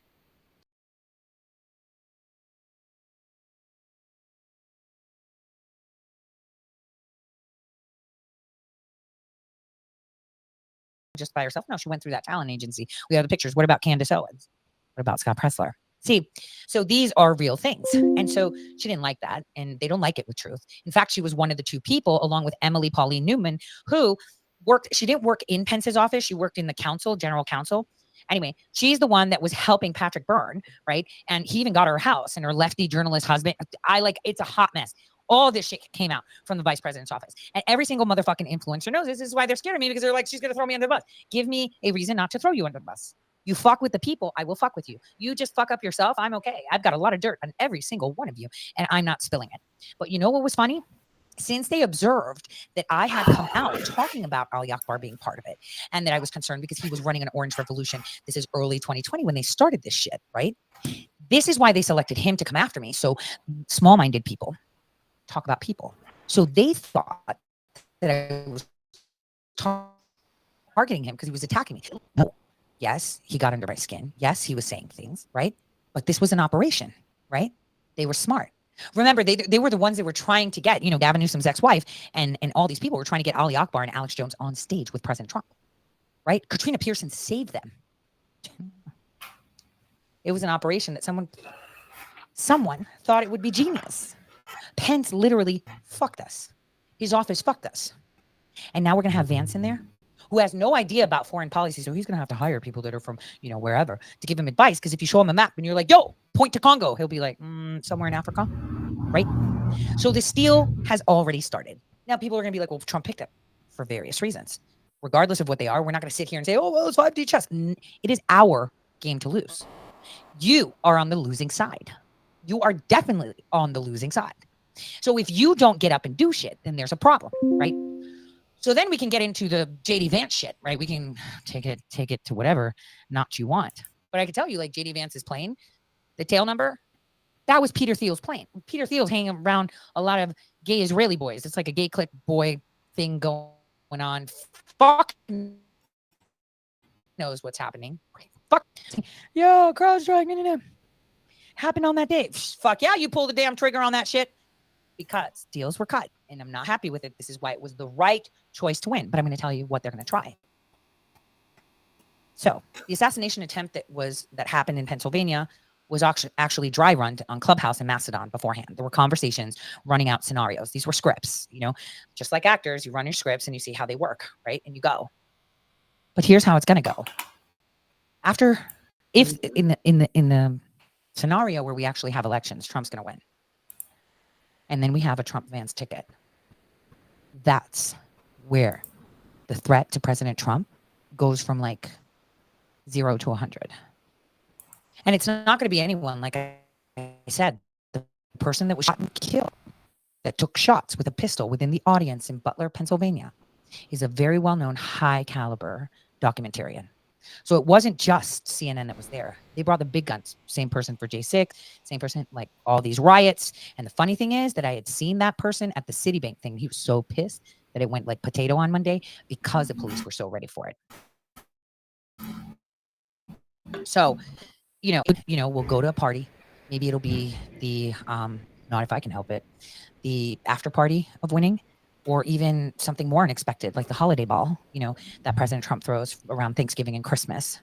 And they will take him out in close proximity. See, these people will stop at nothing. They will be a date of somebody's, or they will be someone you know. It is not going to be good. President Trump is on high threat alert. And none of these motherfuckers should be near him. Not journalists, I don't give a fuck if someone does cartwheels and says, good, you cannot trust them, especially when they're disloyal people. Disloyal people. Hey, I was betrayed by someone, disloyal, right? Just because they have good hair and a side French twist or whatever doesn't mean that they're good. That's the way it is. You have to understand that. This is going to come up close and personal. And this is why I was at the RNC. I was working. I was paying attention. I was like, yo, why is this person here? I would stop. Every time I would make one of those people, either from all the Zoom calls from years ago to having them on video or on Twitter or whatever, conversing, I would take a picture and say, here you go. You need to look at this chick, this guy, this, that. See, it's really, really, really important that we give this information appropriately. I mean, I had people close to me try to take me out and poison me.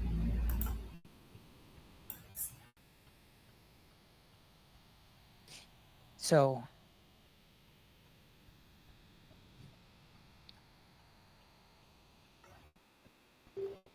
and I'm nobody.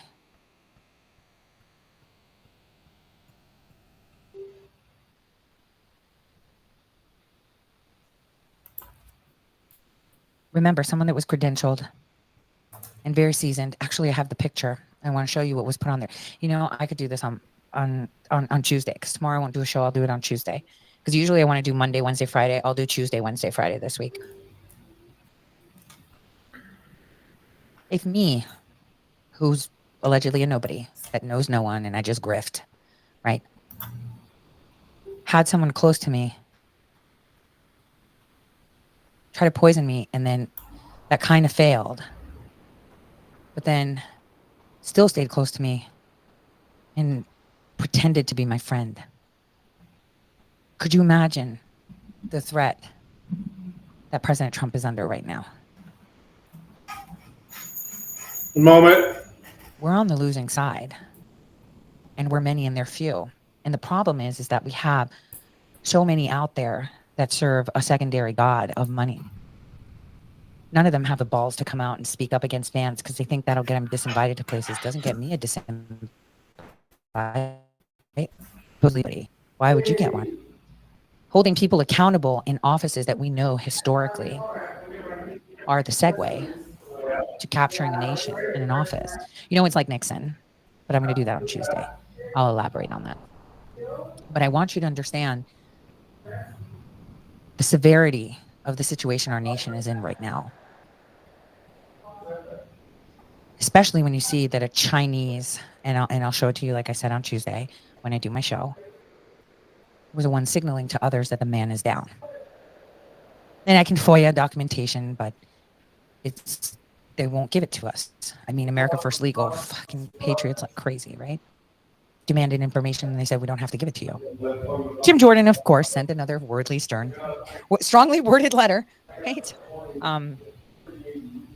Everyone focused on the one FBI lady, but the other one that was near the hand signal lady when it went down, that was hiding behind a sign, videotaping, she was also an agent, but I digress, right? They were all there capturing the images and the faces of the people that got doors knocked on. I had images of the van before people knew there was a van, but I didn't release it. Why? Ongoing investigation. But I'm a grifter. What do I know? I want to be first. I know that if I sent it to someone or any other journalist, it would have been fucking all over the place. But I needed to observe too. And I also didn't want to give out sources, right? Because I do have a listener base in Pennsylvania. And, you know, I did have a lot of images and video come in. And so, you know, for all of you that may know someone that may have something, if they're scared to provide it to me, I will have them protected. No one will know. Absolutely no one. Because, you know, two of these sources, one is kind of dark in hiding. I mean, they will terrify you. And I'm going to tell you this. They have no power over you. Ever. The power someone has over you is the power that you provide to them. It's very important we understand that. And you have an army behind you when you're speaking for millions of people and truth. Now, it is quite hard when you start speaking the truth. People will hate you. And you'll walk alone for a very, very long time. It's a very lonely path. But in the end, everyone flocks to the truth. And that's what's important in life. That we at least try to stay to the truth. Because the truth is, it hurts once. Lies hurt you again and again. My dad told me that. You know, a funny story. I was 13 years old. I was in Greece. I was miserable because, you know, I'm not liking going out. So my cousins decide at my grandparents' house. This is funny, but grandparents' house to hold a party. So it's all my male cousins bringing in all the hot girls, right? And there were a ton of them. And we had the bar there and there was a shit ton of stuff there. So, you know, I had no use other than being a bartender at 13. So I was wearing a white miniskirt and a white top that was like kind of off the shoulder, and it was all white, right? And it was like just cotton, right? Nothing fancy or frilly. And ponytail. And I was making drinks for everyone. I was wearing platform wedges, shoes, like sandals, that I got from another cousin, the older one. Anyway, and I was making drinks, but, you know, I made a drink for someone, and I was like, they were like, just make me a cocktail. I was like, what kind? They were kids too. They were like 15, 16, right? And they were like, I don't know something. And I was like, all right. So I got, started making drinks, and then they were like, this tastes like shit. I mean, you know. So then I got a good drink that they liked, which was using a white liquor, either that be gin or all of the vodkas there, and blue curacao, right? Blue liqueur, just to make it look cool. So I kept tasting them and then handing over. You know, I was a kid, like what the fuck? So I'm like drinking and handing it over. I got so shit-faced. So shit-faced. Sorry. I had blue curacao all over my shirt. Huh? I didn't have to go anywhere because I was sleeping at my grandparents' house. So when everyone left, I fell asleep. My dad rolled into the house at 4 a.m. because they were somewhere and they traveled back, and finds me like just sitting in the kitchen like this with blue shit all over. And I was like terrified. Oh shit, he caught me. I'm drunk. He didn't scold me at all, right? He was like, what are you doing? Oh, I'm just sitting here. And he's like, oh, what's happening with your shirt here? Like you could smell the alcohol like from a mile away. And I'm sitting there and I'm like trying to think, but alcohol makes me really dumb. And I remember not being able to collect my thoughts, and I said, so-and-so spilled their drink on me, so and why are you sitting here like this? And I'm like, you know, just cause I am sitting here. And he said to me, don't lie to me, because a lie will cut me 1,000, yes ma'am, 1,000 times. The truth will only hurt me once. And I said, okay, Dad. I was the bartender at a party, and all the cousins had a party here, and I was the bartender. And died laughing. He held my hair and helped me throw up. And I said, am I in trouble? He's like, well, how does it feel after drinking like that? Not very good. So I guess you're not going to do it again. I was like, probably not. And that was fact. Well, except for when I was like 20. I drank a lot of tequila, and that was it. And I never binge drank again. At one time. So anyway, that was the fun story of lies. We tell lies again and again. It'll hurt people again and again. A lie just keeps on hurting and hurting and hurting. If we stick to the truth, it hurts once. and then you're over it. You accept it. Oh shit, that's the truth. Done. This is what we lack in society. Accountability and telling the truth. But sometimes the truth is really hard to verbiate, sometimes out of ego or embarrassment. But it's okay not to know things. It's really okay. Stick to what you're good at. Yes, Nix. She's like, she's like, get out, get out. My dog is like telling me to get out. On that note, I just thought I'd cover a couple of tidbits in regards to the rally assassination attempt that failed and kind of give you a little bit of a thought about it. Because the thing is, there were many more that were shot. There's a lot of things that are not being said. And as I said, one of them was credentialed.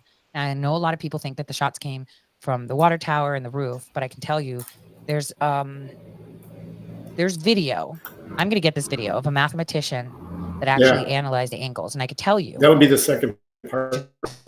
Remedially, without having done the math, I was focused more on the open source intelligence. And then the question would be who would win, and we obviously know. You can see President Trump the narrative made his has been pick cleaned up almost instantly and didn't put on the show that he wanted to put on to show the world who he's picking. That should tell you everything you need to know. There was no selection. There was no discussion. There was just like, that's what's happening. I want one more video to share on the assassination attempt quickly before, I end this stream. And the mathematician, of course, but I want to add this first. Here we go. Look,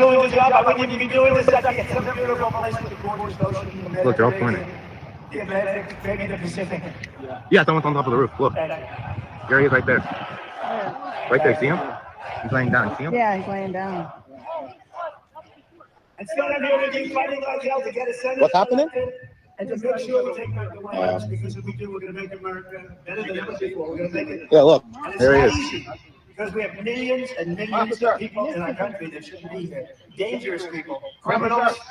We have criminals. We have. We have. It's much tougher than it happened.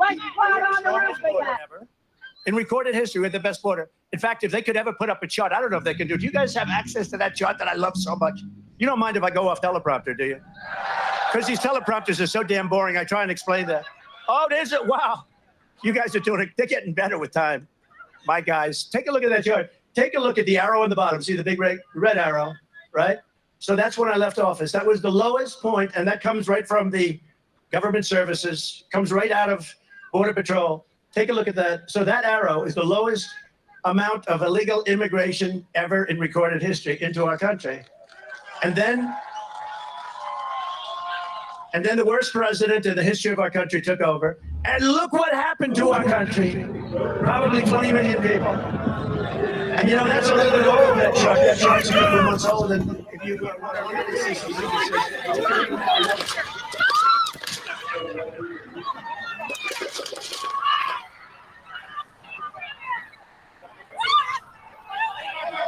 hope he's turning this way. Be careful, guys.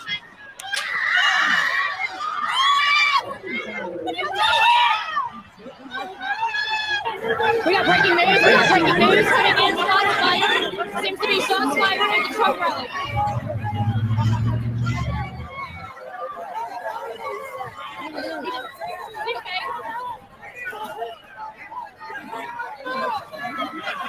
Need to go live right now.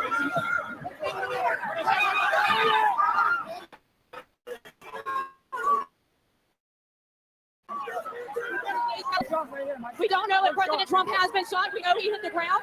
We do not know if President Trump has been shot. He's up. He's up. Shots are still continuing to be fired. He's giving a thumbs up, everybody. He's giving a thumbs up.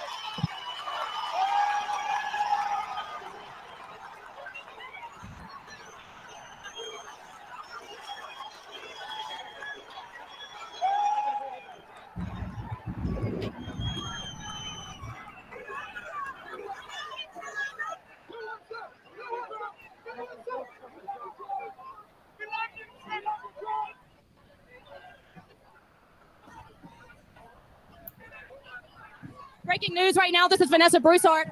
According to Butler, Pennsylvania, we hear shots fired at the rally not 10 to 15 minutes after President Trump arrived. He hit the ground. unheard of yet if he has been hit by gunfire.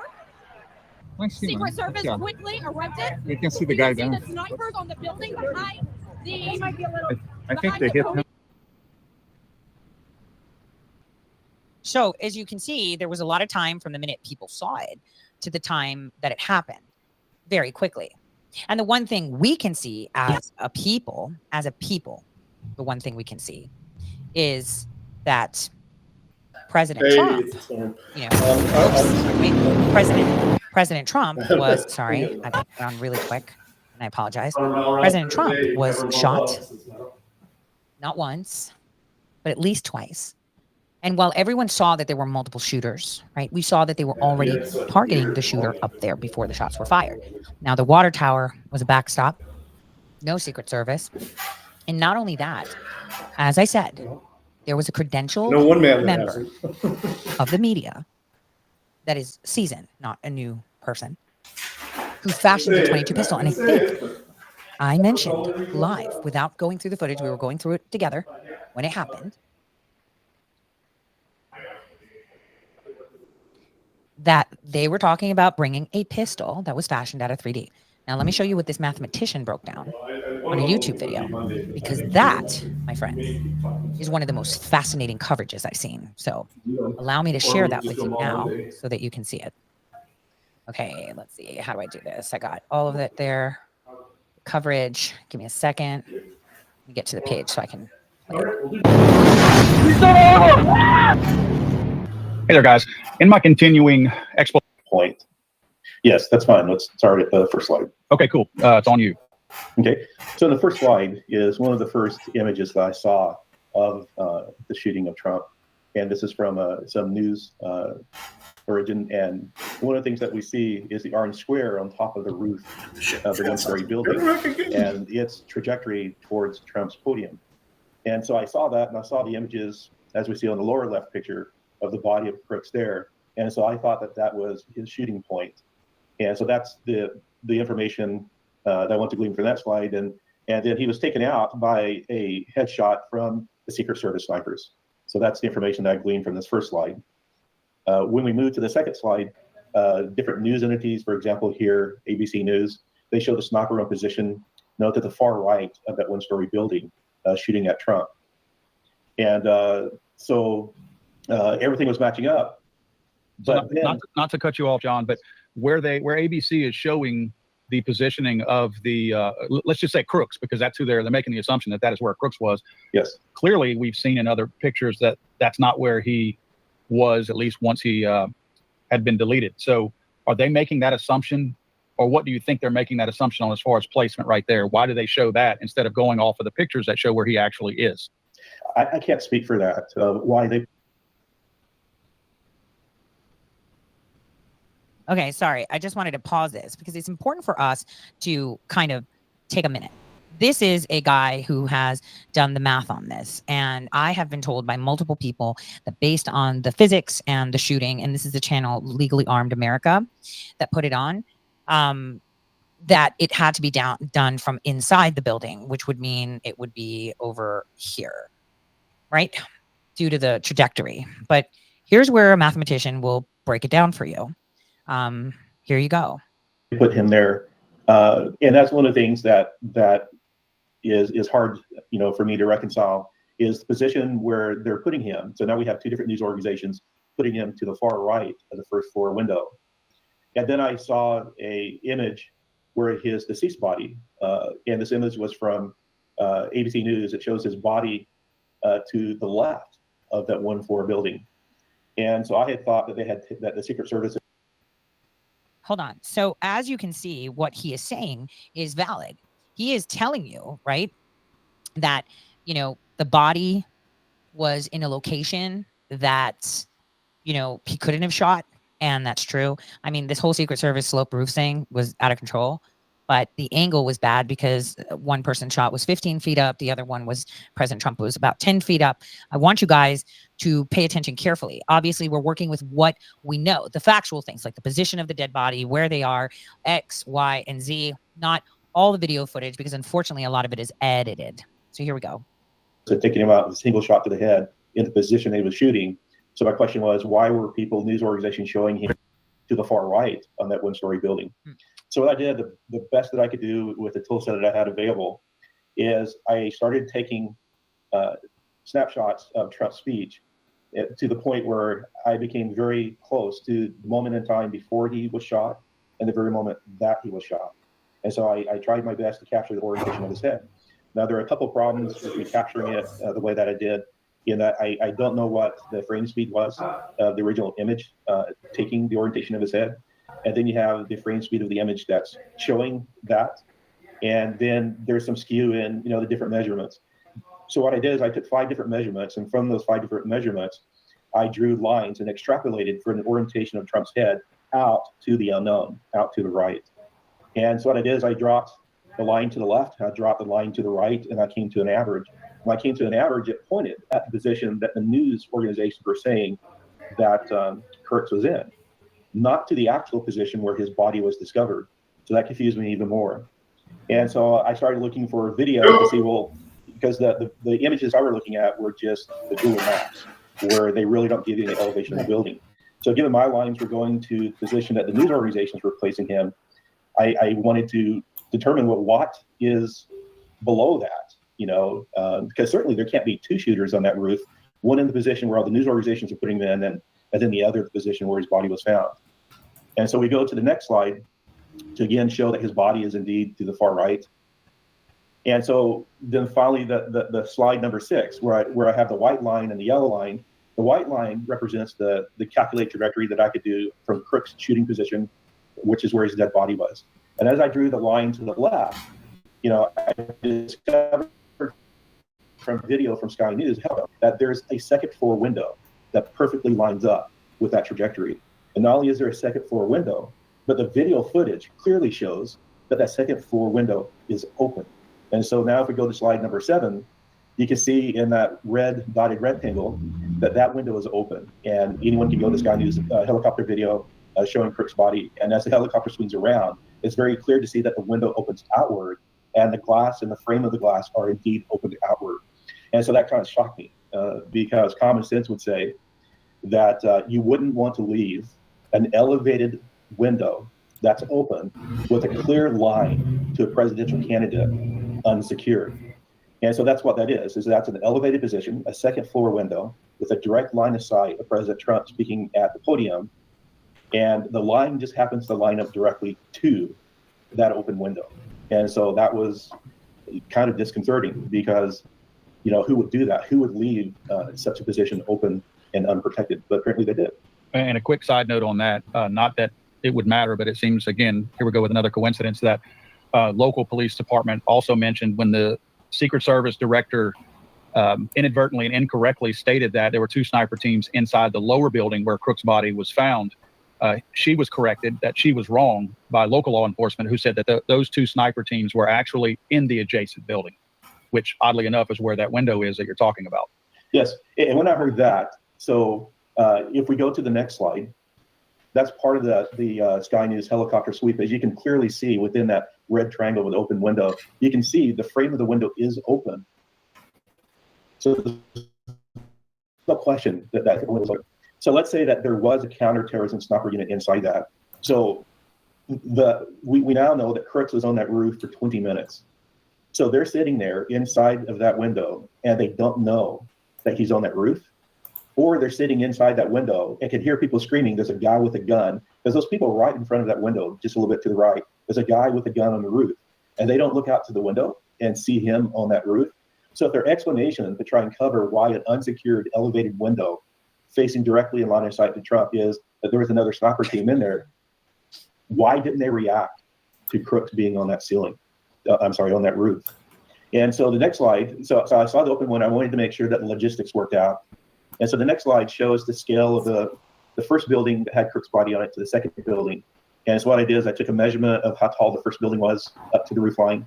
And then I colored that same rectangle purple and I stacked them to show that indeed that second window, as you can see, the shadow on that window, it's definitely open. That window is elevated over that roof so that shots can go through it. And the one thing you can see is immediately to the right, there's a tree. So again, if there's a counterterrorism sniper team in that window, why would they pick a place to perch that has a tree immediately to their right that shields them from a significant field of view that they would want to be covering? So it wouldn't make sense to me, but I'm a novice, that a sniper team would be in that window as a point of protection. But it certainly does concern me that that window was open and in a building that the Secret Service has described as unsecured. So if we go now to the next slide. So this is where I captured the angle. So President Trump, who is looking out to the right at the Jumbotron at a chart that's on there. And that's the best I could do to capture the very moment before he gets nicked with the ear. Then the second screenshot is the very moment that his ear is nicked by the shot. And so what we do when we look at this is, because the bullet nicked Trump's ear, that tells us that the flight is parallel to his head. So basically, if we look at the bill of his cap, President Trump unknowingly is looking directly along the line of fire at the sniper who shot and grazed his ear.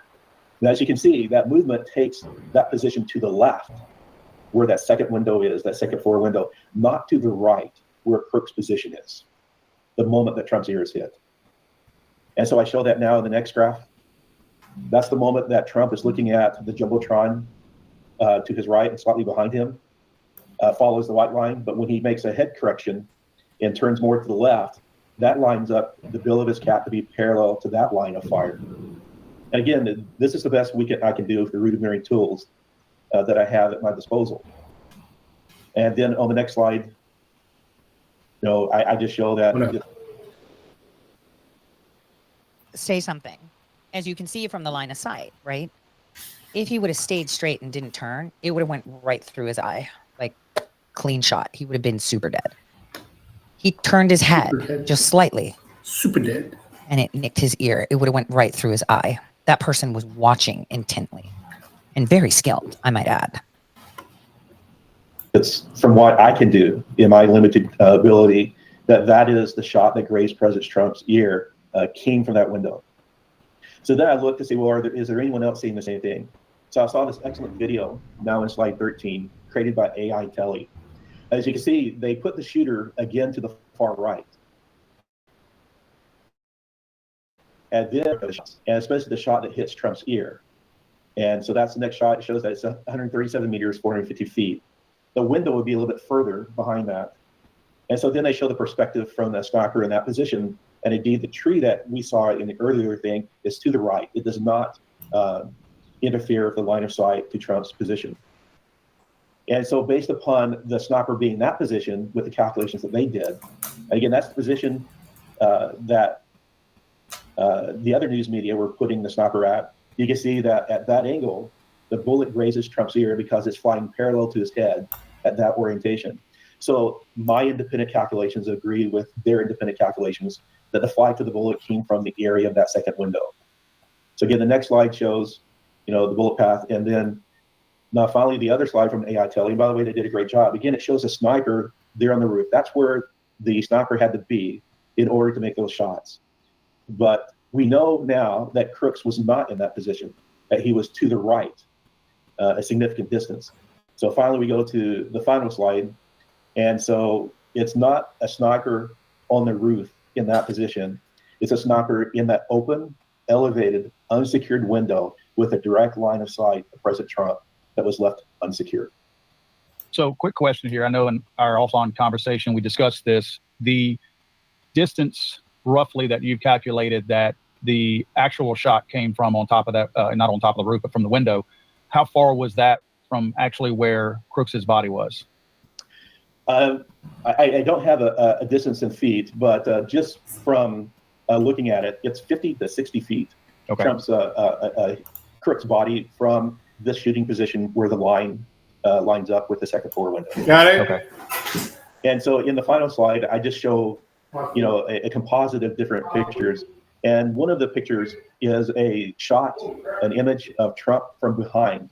Again, if you look at the bill of his cap, the bill of his cap at the moment he was shot, and I tried to capture it from this video that's taken from behind him, is pointing directly at the position of the sniper that grazed his ear. Which also, if you look based on what you've already stated, you were saying he was looking at the teleprompter, and you can see the teleprompter just to his right, and it does appear that he's looking directly at it.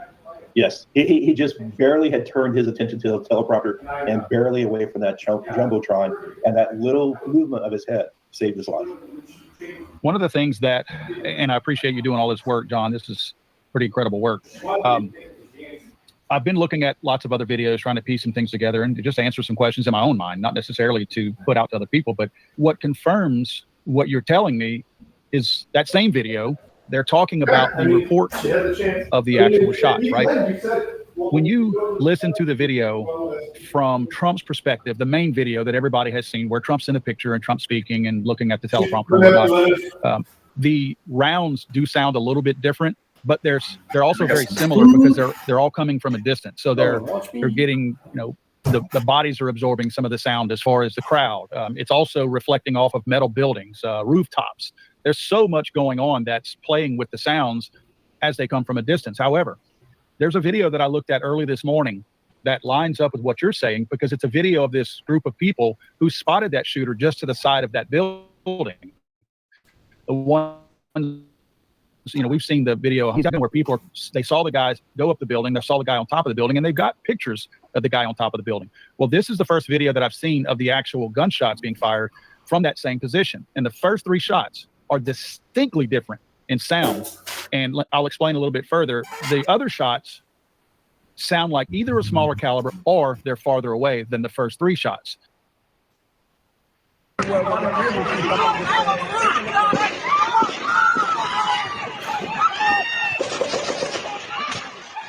And then that one more. That's the 6 I'm unclear on. Let's listen to this again. Muffled, and then right? That's what I hear. And that's what I said on the day that one of the shots didn't sound like a long gun, meaning like a sniper gun. And this coincides with what an eyewitness said, that someone that's media fashioned a 22, which I believe is what hit President Trump on his body.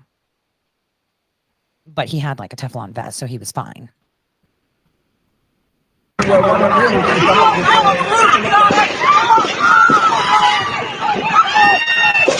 I can tell you this. People are going to say, well, that was the sniper. Well, there's disparaging stories. First of all, they say the sniper shot one time. So the counter sniper fire should have only been 1 round. And that 1 round came much later after that first 8 or 9 shots. So they're saying that the first 8 or 9 shots. Okay, so here's the thing. Eyewitness testimony about the pistol, which I believe is more likely a 22, and someone else said it too. One of the witnesses said that. I believe that the shot we heard was the last far shot we heard was the shot shooting down this media person from a mainstream media outlet. Shots were from Crooks. But when you listen to this audio, and of course I'm going to be playing this, it's very obvious that not only are those first 3 rounds different, but even it almost makes you wonder if there's even a third gun, because there's a third different sound.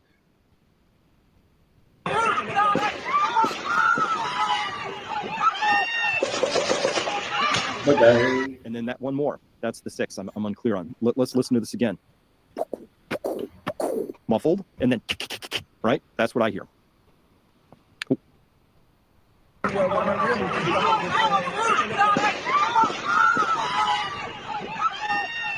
reason why I will point out again that this, I feel like, backs up your claim that a shot was fired, at least some shots were fired inside a building, inside a window, is because the first 3 shots that we hear from the side of this building. So the first shots were coming from a more enclosed area. It's like, so that's key. So the first 3 shots, which took out the people behind, on the stands and nicked President Trump's ear, came from there. But there were more shots. Do not have an echo, which would indicate it being fired from inside a building, and the inside of the building would have captured all that sound, not allowing it to bounce off the walls and the rooftops and things of that nature. Where, if you notice, the other reports that come out after the first 3 shots do have an echo. Here's an interesting thing. 1, 2, and 3, besides being muffled and further away, it doesn't have echoes. Here we have, this is a shot here, this one, this peak. Oh, darn it, I don't have my thing up again. Here we go. So this here is a shot. This is an echo. very clearly an echo and a shot in an echo and a shot in an echo. So this is actually critical evidence because you hear that there's echoes coming off. So that also allows us, again, to analyze where was this gun. But first up, we just have an absolutely different sound between the first three. There's no echo. It's much further away. It's more muffled. It's just not in the same place at all. But these next ones, very different sound, totally different weapons. Okay, full stop. We have two separate weapons. Plus, we have no echoes coming off of the first three, and then we do have echoes coming off of the next set.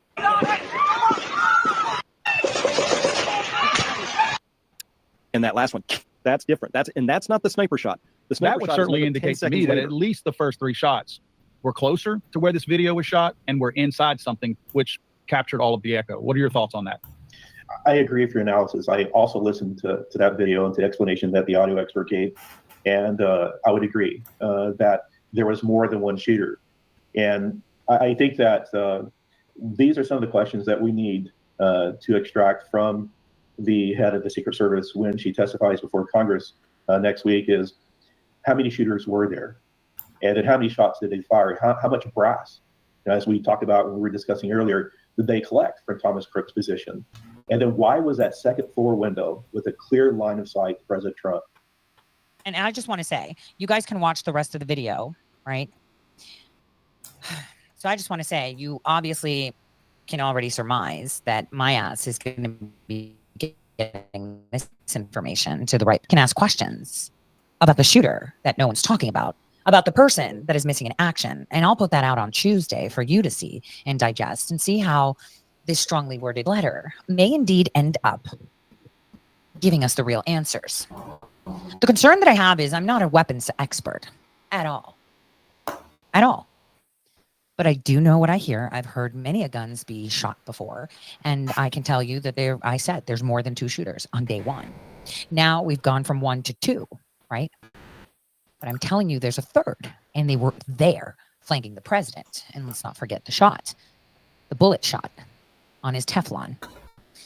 And that's probably the delayed one. Because according to one eyewitness, that person was shot dead by someone in black and a state police person.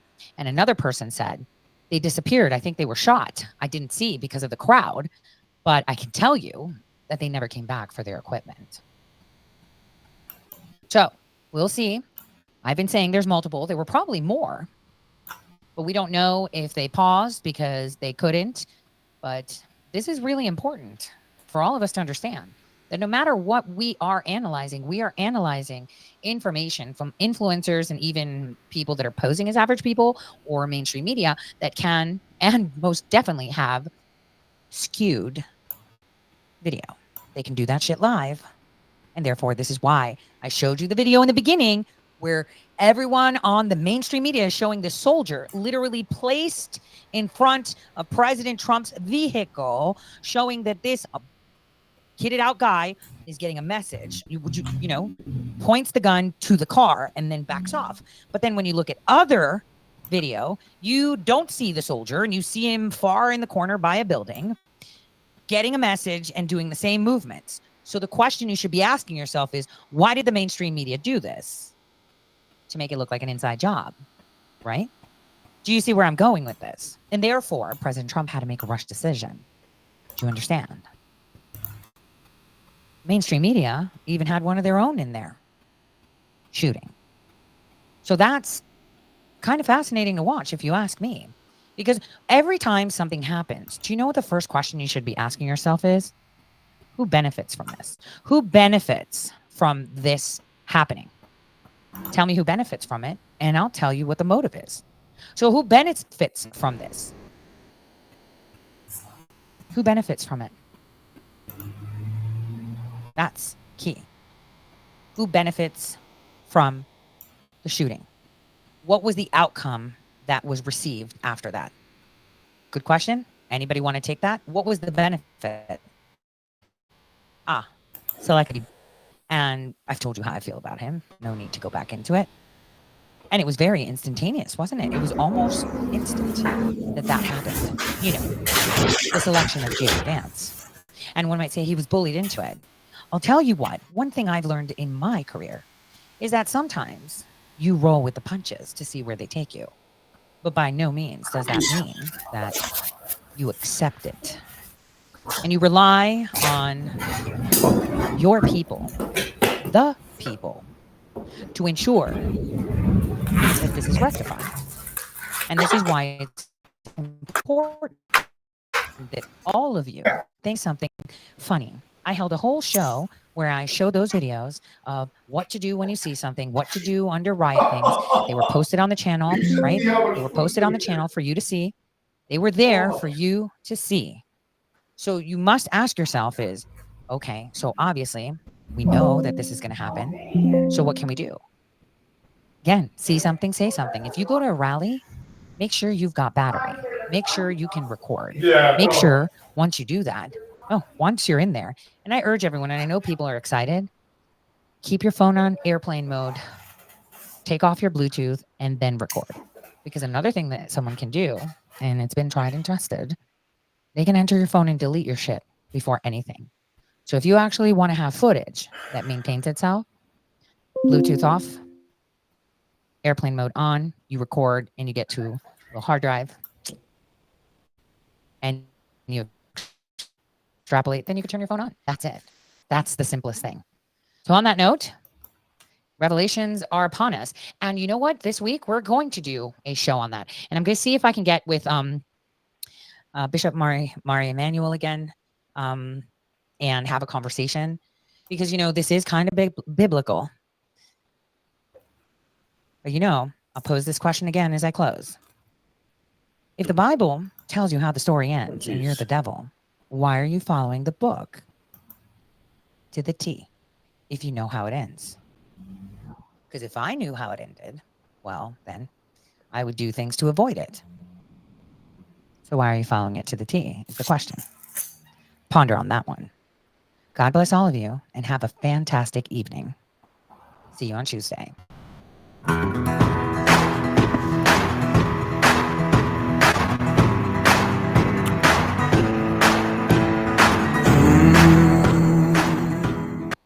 She plays too much copyrighted music. So this is from yesterday. Different perspective and some other good stuff too. Okay.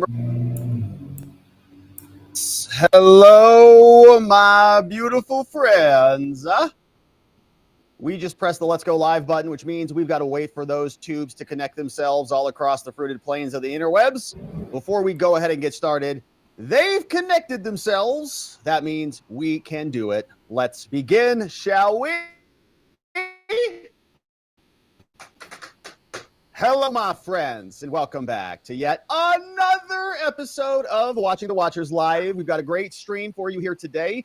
A bunch of stuff that we're going to be going through. We've got some updates in New York, and our friend Andy McCarthy is now prognosticating that Trump will be going to prison, or at least sentenced to prison. We'll see what happens in reality, but it's probably going to go that way. And so we're going to go through his take on it. And we're also going to see what the Trump defense team is doing right now, because they've asked for a continuance, a postponement of the upcoming sentencing date. It's going to be happening in September.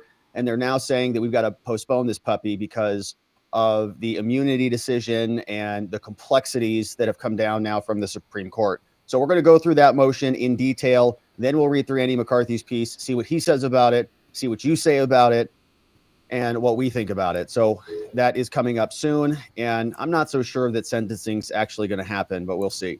Then we're going to turn our attention to the Secret Service, because we got a bunch of letters that are also now flying around from Congress, and a new one that was released from Representative Clay Higgins. You remember him. He did some really great work for us over on the January 6th stuff. And he released a nice, about 6 pages or so, update on his initial report on J13, the attack on American democracy and on President Trump. And so we'll go through that. Ted Cruz and Darrell Issa, two people on the Senate Judiciary Committee, also sent in some documents or some letters demanding answers about the Secret Service cocaine cover-up. And we've got a Secret Service agent who was doing something I don't think you're supposed to do while you're on duty at the Trump rally in North Carolina. And so we'll talk about that. Bunch of stuff to get to today, my friends. Glad that you're here and with us. I hope your week is unfolding oh so beautifully. You know, tomorrow is Friday. Always good news. And so hopefully the email inboxes are being cleared out. To-do list has been cleared out. And we're ready for a nice weekend ahead. We had a great memory in this. We like to meet with our friends in the morning, kind of get our baseline on the day. What the heck is cooking out there? Bunch of stuff, obviously, in the 2024 election, polls, the back and forth that we're getting into that we don't have time for here. We'd love it if you joined us. We stream a bunch in the mornings. You can join us on YouTube as a member or on Locals, watchingthewatchers.locals.com. Links for those are in the description below. We'd love to have you come and join us. But we've got business to attend to today, my friends, and I'm honored to go through all this with you, starting with what's happening in New York. The Trump sentencing battle continues. Trump's team is asking for a postponement, a continuance of the sentencing date, which is coming up for the middle of September. And the big question, of course, is what is Judge Merchan going to do? Are we actually going to have sentencing? Is this going to go forward? Is this going to be postponed? Is Bragg going to come out and do what Jack Smith did and ask for a continuance? Or is Trump going to be sentenced to prison? And oftentimes what happens when, you're not the president, when you're sentenced to custody, you go into custody on that day. Now, he's a former president, and so there's all sorts of complexities here. But generally, yeah, on sentence, you have to negotiate another self-surrender date later on. But most of the time, no, be prepared to go into custody. So we're asking ourselves if any of that is going to happen. Trump's team has come out, and they have asked for a postponement, an adjournment, coming from Blanche Law. And remember, we're in Judge Merchan's courtroom. This is the same judge whose daughter worked for Kamala Harris and who worked for Joe Biden and many other Democrats. The same judge's daughter who said her daddy didn't like any of Trump's tweets, which were his official statements from the White House when he was the president. So the daddy was commenting on official business that the president was doing. So we showed bias. We also know that Judge Merchan to Joe Biden twice, and they were small little spike donations, right? He's like, I don't want to like do $25. I just want to do, $30, $10, $15. And he did it twice for Joe. So obviously corrupt. The whole trial was corrupt. We had insane witnesses and so on. But this judge is so non-transparent that what he has required of everybody in this case, as the sentencing is right around the corner, we're asking ourselves now for a postponement. But the defense team, of course, they've been handcuffed. They only get one page for a pre-motion letter. So they're asking the judge for permission to file a more substantive motion later on. But this dropped August 14th, and it's going to Judge Merchan. And they say, listen, Judge, gosh, the court should have any sentencing that's scheduled in this case. Get rid of it.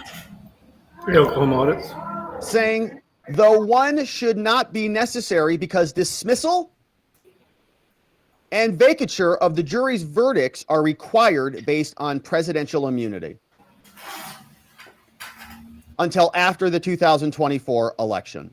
So postpone this until after the election, but as an aside, you don't need it anyways. Presidential immunity is going to immunize Trump. And remember just briefly what the Supreme Court said. There is a presumption of immunity for official acts, or at least acts that are even within the outer perimeter of being official acts. So it's like if it's even in the gray area, we start with a presumption. Then you prove that it is not immune, and then you kick it out of there. And other acts are absolutely immune. Okay, if it's an official act like that's codified in the Constitution, that is absolutely immune. You cannot criminalize that, and that conduct cannot be used against you in a trial. Now, Trump's people have already lodged their objections multiple times, even before the trial started. The judge ignored them, even though he knew that this was pending with the Supreme Court, and carried on with the trial regardless. But he says, okay, we respectfully submit this pre-motion letter to you, Merchan, seeking that adjournment relief. So continue the sentencing, get rid of it, which can be deemed the motion, right? So actually, we're just going to deem this the motion. So notwithstanding the ruling on the disputed recusal issue, because the judge has refused to recuse himself 3 times, even though he's got a litany of conflicts of interest, the requested adjournment would prospectively mitigate the asserted conflicts and the appearances of impropriety. So in other words, if you got rid of the sentencing, then we would know that you're not a corrupt piece of garbage. And so we wouldn't need to really battle over that anymore. Just get rid of the sentencing, okay? And you'll solve our problem. We'll be done. We'll leave you alone. Which are also the subject of an ongoing congressional inquiry, okay? So Congress is also wondering why you're so biased. Now, in yesterday's ruling, Judge Mercan, which we read here, the court did not address the significance of the 2019 conversation with Your Honor's daughter, where Your Honor, the judge, criticized Trump's use of Twitter. And this is when the judge's daughter was on the podcast, Lauren. And we played all of that here. And the judge's daughter was telling the podcast host, well, you know, my dad doesn't really like when he uses Twitter. What? And the judge didn't have any cases, I don't think, at that time. But then he got it, right? With the new fact being that existing tweets from President Trump at the time of that conversation are squarely at issue in the pending presidential immunity motion, because Trump's X account, Twitter at the time, was his official means of communication with the American people, which is why they banned him from communicating with us, because he could have told us the truth after January 6th. They didn't want you to know that. Now, moreover, since the recent recusal motion, Your Honor, as Kamala Harris did previously, all right, Tim Walz wrongfully referred to this case in a public speech as the Democratic Party's nominee for vice president. So Biden prosecuted his opponent. Kamala is prosecuting her opponent. They're, you know, two peas in the same pod, part of the same administration. And she's, you know, right there next to him all the time. So now Walz is going to be using their own weaponized prosecutions for his benefit as well, because he's obviously with Kamala now. Now, in the same time frame, Michael Nellis, a business partner of Your Honor's daughter at Authentic Campaigns, posted on social media about making maximum donations to the Harris campaign and use his clout with the campaign to get Walz to talk on our White Dudes for Harris call last week. And yeah, that's exactly right. This guy, Michael Nellis, is apparently a business partner. I think might be the co-founder. I could be mistaken on that, but you can find him on X. And he came out with this response to Congress, because remember, Jim Jordan is sending letters over to everybody saying, wait a minute. You guys are getting paid by Democrats, and her dad is prosecuting the Democrats' number one enemy. That seems like there's a conflict there. So he responded, and he has a whole litany of reasons why they're amazing and Republicans are dumb and they're smart and Republicans are stupid. You know how that goes. But sentencing is currently scheduled now to occur after the commencement of early voting. And their favorite line these days is Trump is a convicted felon, even though that's only like partially true. It's like, if Trump is a convicted felon, what was he doing in Florida voting today? Did you guys see that? We talked about it this morning on Locals. He was voting. Yeah. Huh. I thought he was a convicted felon and felons can't vote. That's kind of weird. Sentencing is currently scheduled to occur after the commencement of early voting in presidential elections by adjourning the sentencing until after that election, which is coming up, which is of paramount importance to the tens of millions of people who do not share the views of Authentic, its executive and its clients. The court would reduce, even if not eliminate, issues regarding the integrity of any future proceedings. Of course, we think that the entire proceeding that came before this has no integrity at all. The requested adjournment sentencing date would prevent Alvin Bragg from filing a sentencing submission while this court is still considering the presidential immunity motion. And so remember when we had this situation happen in the January 6th case with Judge Chutkan, okay? Trump said, we're immune. Jack Smith said, no, you're not. Trump appealed. And on that appeal, they used that, I believe it was the Coinbase case, which was a really new case, a recent case like 2023, which said something about immunity. And they used that case and they said, nope, when we appeal on immunity issues, everything stops, okay? You can't just continue to prosecute us and file your motions and your motions in limine like Jack Smith did. You can't keep dumping discovery on our desks, all these, boatloads of millions of pages of documents. It all comes to a stop, because being immune doesn't mean you're just immune from the conviction. It means you're immune from the procedure, from the process entirely. So it is immune from the process, or if the judge is considering this, right, then how can Bragg, just like Jack Smith can continue with his motions in limine, how can Bragg continue with his prosecution, with his sentencing submission? Because again, Trump should be immune from all process. In an August 5th, 2024 letter, Merchan indicated that the court will issue a decision on immunity on September 16th. And then on the 18th, we've got the sentencing date.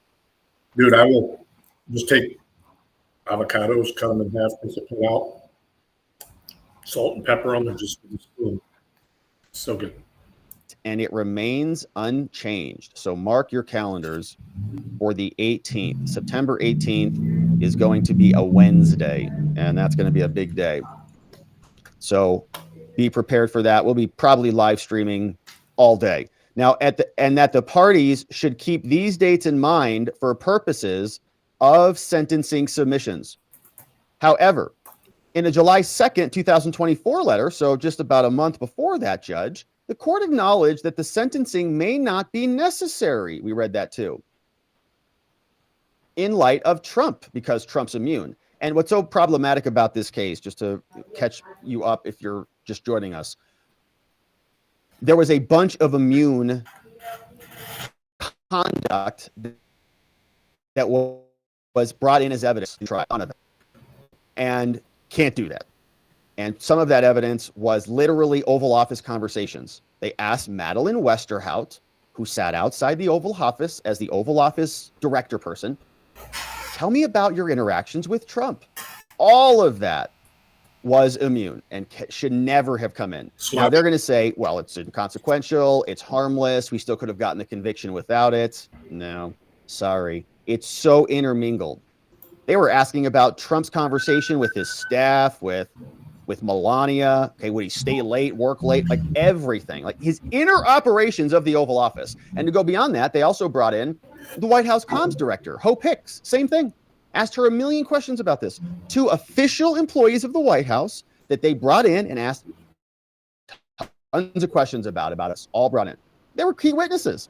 So we have explained in our immunity briefing why no sentencing should occur, says Trump's defense, and why the case should be dismissed. While that is pending before this court, Alvin Bragg should not be permitted to file a public sentencing submission that will include what the Supreme Court described as a threat of punishment, because Trump is immune from the process, in a manner that is personally and politically prejudicial to President Trump and his family and harmful to the institution of the presidency as a result of the type of peculiar public opprobrium associated with these proceedings that troubled the Trump court, right? Like, in other words, the Supreme Court sent their immunity decision back down, and in it, we talk about public policy, right? The Supreme Court thinks about things in terms of incentives and disincentives.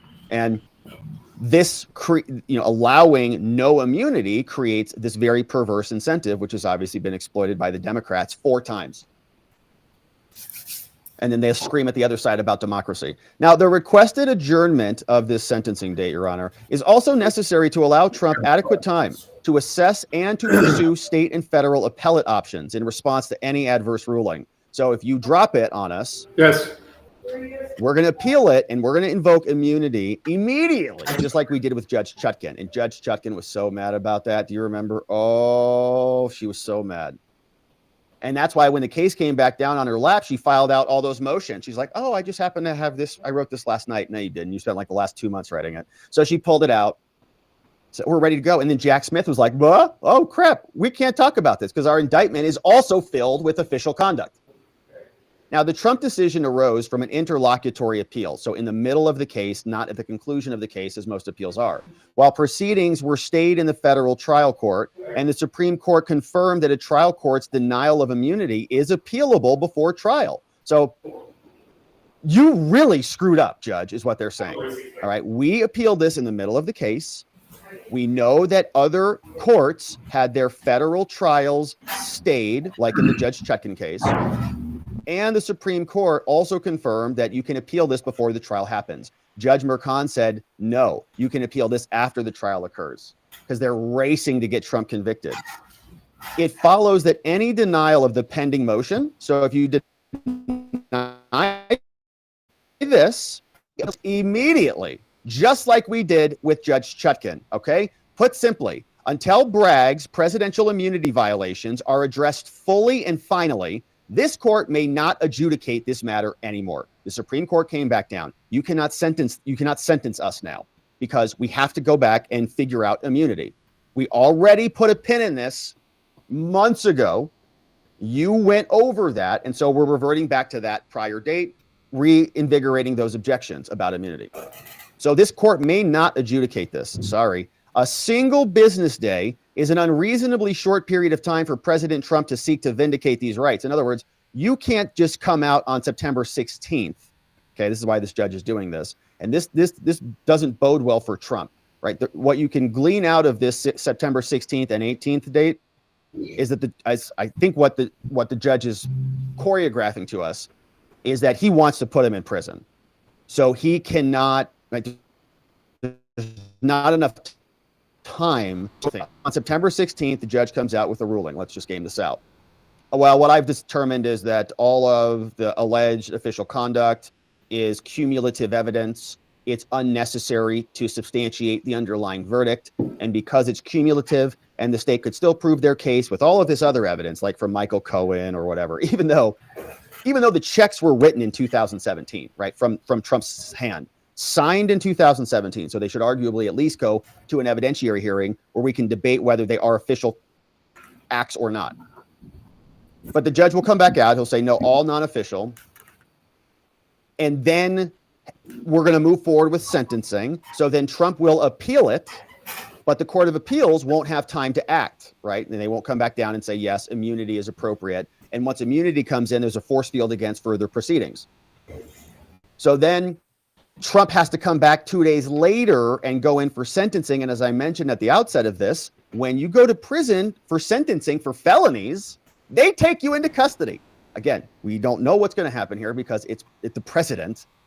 We have the Secret Service and a bunch of other, like 100 million Americans who might be very upset about that. But generally, that's how it works. Okay, so he's trying to railroad him. Come in, you will be sentenced. What? Okay, we're going to appeal the next day. So it's going to be, so Monday, they appeal on Tuesday. Court of Appeals doesn't have anything back. They come back on Wednesday in the morning. Trump gets sentenced. There's not enough time to stay any of this, or to go to the Supreme Court, or to go to the the New York Supreme Court. So they're moving very quickly, and they're doing it intentionally, which is an indicator of where this is going. So Trump's people are saying you literally can't. Okay, the Supreme Court has said now the next proper court date is not a sentencing court date, would be an evidentiary hearing or something to come back and ferret out, tease out the immune conduct that was brought in as evidence at the trial from the non-immune stuff. So sentencing cannot happen. Otherwise, we're going to have an executive branch that cannibalizes itself. Now, the current schedule that you've scheduled, Judge, to try to railroad us contemplates the type of highly expedited proceedings that the Supreme Court already criticized, but you guys have been demanding because they want to convict Trump before the election. Now, as is relevant here, after wrongly denying that presidential immunity existed for months because Trump filed a motion objecting to it, then he objected to it many times at the trial before the trial started. It's been repeated ad nauseum. Bragg, though, purported to authoritatively address the scope of presidential power and, by the way, obviously, in a brief filed just 23 days after the Trump decision. Now, they did this despite only limited federal litigation experience and the notable and telling exception of a former high-ranking official, which is Colangelo. So they don't have any federal experience except Biden's guy who came from the DOJ, number 3, and without any input from the federal government. So Bragg responded. Remember, Jack Smith is like, oh, crap. This sucks. And he knows his indictment is riddled with immune conduct. And so he's asked for more time, but Alvin Bragg doesn't need any more time. And Alvin Bragg didn't even conversate with him about this. Nothing that they felt worth mentioning. The court still has not addressed our request to respond to the purported amicus brief, despite the fact that the court had an opportunity to consider our arguments a while ago. And in contrast to all of this, on August, Jack Smith's office, who's not even a real boy, notified the federal trial judge in District of Columbia, Judge Chutkan, that they are, quote, continuing to assess the Supreme Court decision, including through consultation with our other DOJ components, and had not even finalized the position on the most appropriate schedule for the parties to brief the issues. Okay. So we are so confused. We don't even know what a schedule should look like. Like, we can't even propose a briefing schedule. Like, I don't know, 30 days, 60 days, 90 days, 20 days, 9 months. We're going to be here a year. Like, how long? And this is crazy because they have been going so fast. Like, they are just totally caught.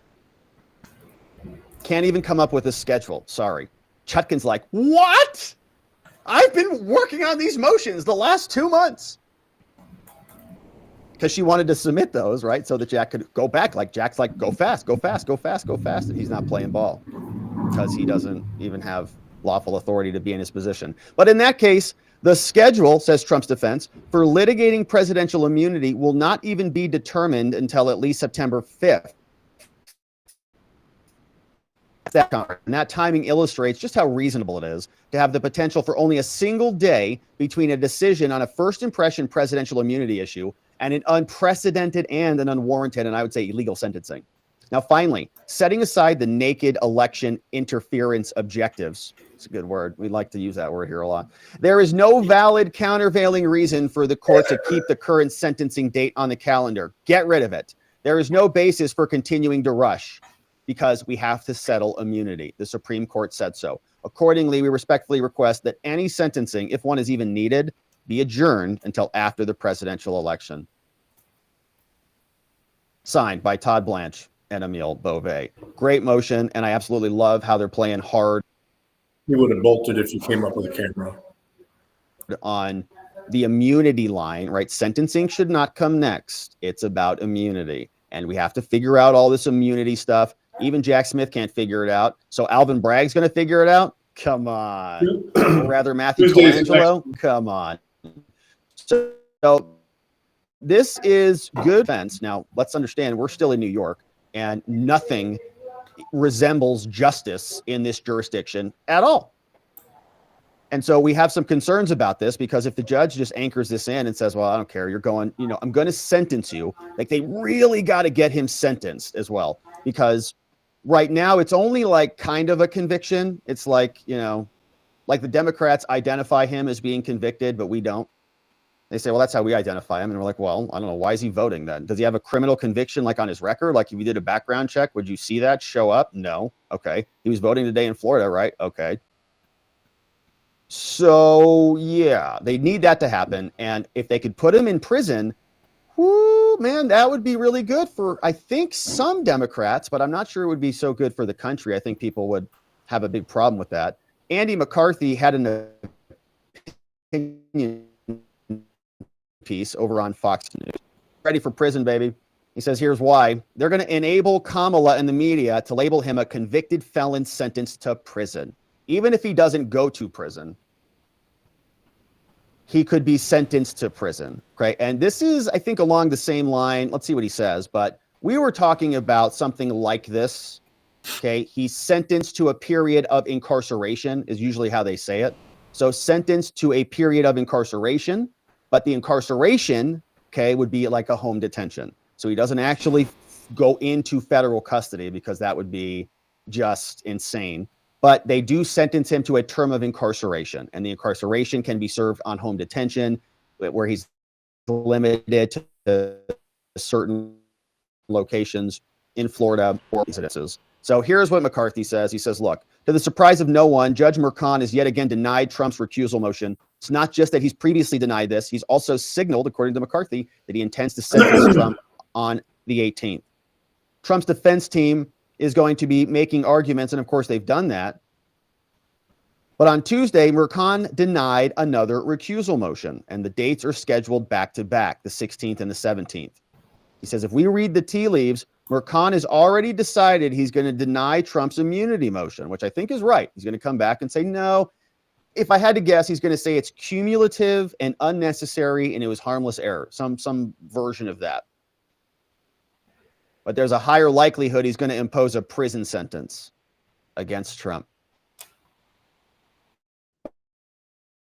By the time he'd issued his letter, he told the parties to get ready for sentencing. If Merchan had any intention of vacating the verdicts, he says, he would not have stuck to the sentencing date. He says, I suspect that Merchan will rationalize that Trump was not charged based on official presidential acts, would have been convicted even if they didn't introduce that evidence, right? So it's cumulative and harmless. And such a ruling might be wrong, but Merchan made so many other bad rulings, who cares? He just, again, he's not even trying to adhere to the law. All he's trying to do is find bits of the law that serve his predetermined outcome. And then he finds them, and then that creates order. He says, McCarthy says it's his view, even more than the immunity decision, that there'll be other things that support Trump's appeal. But this brings us to the main point. The New York prosecution was politics and not justice. That's why we call it lawfare.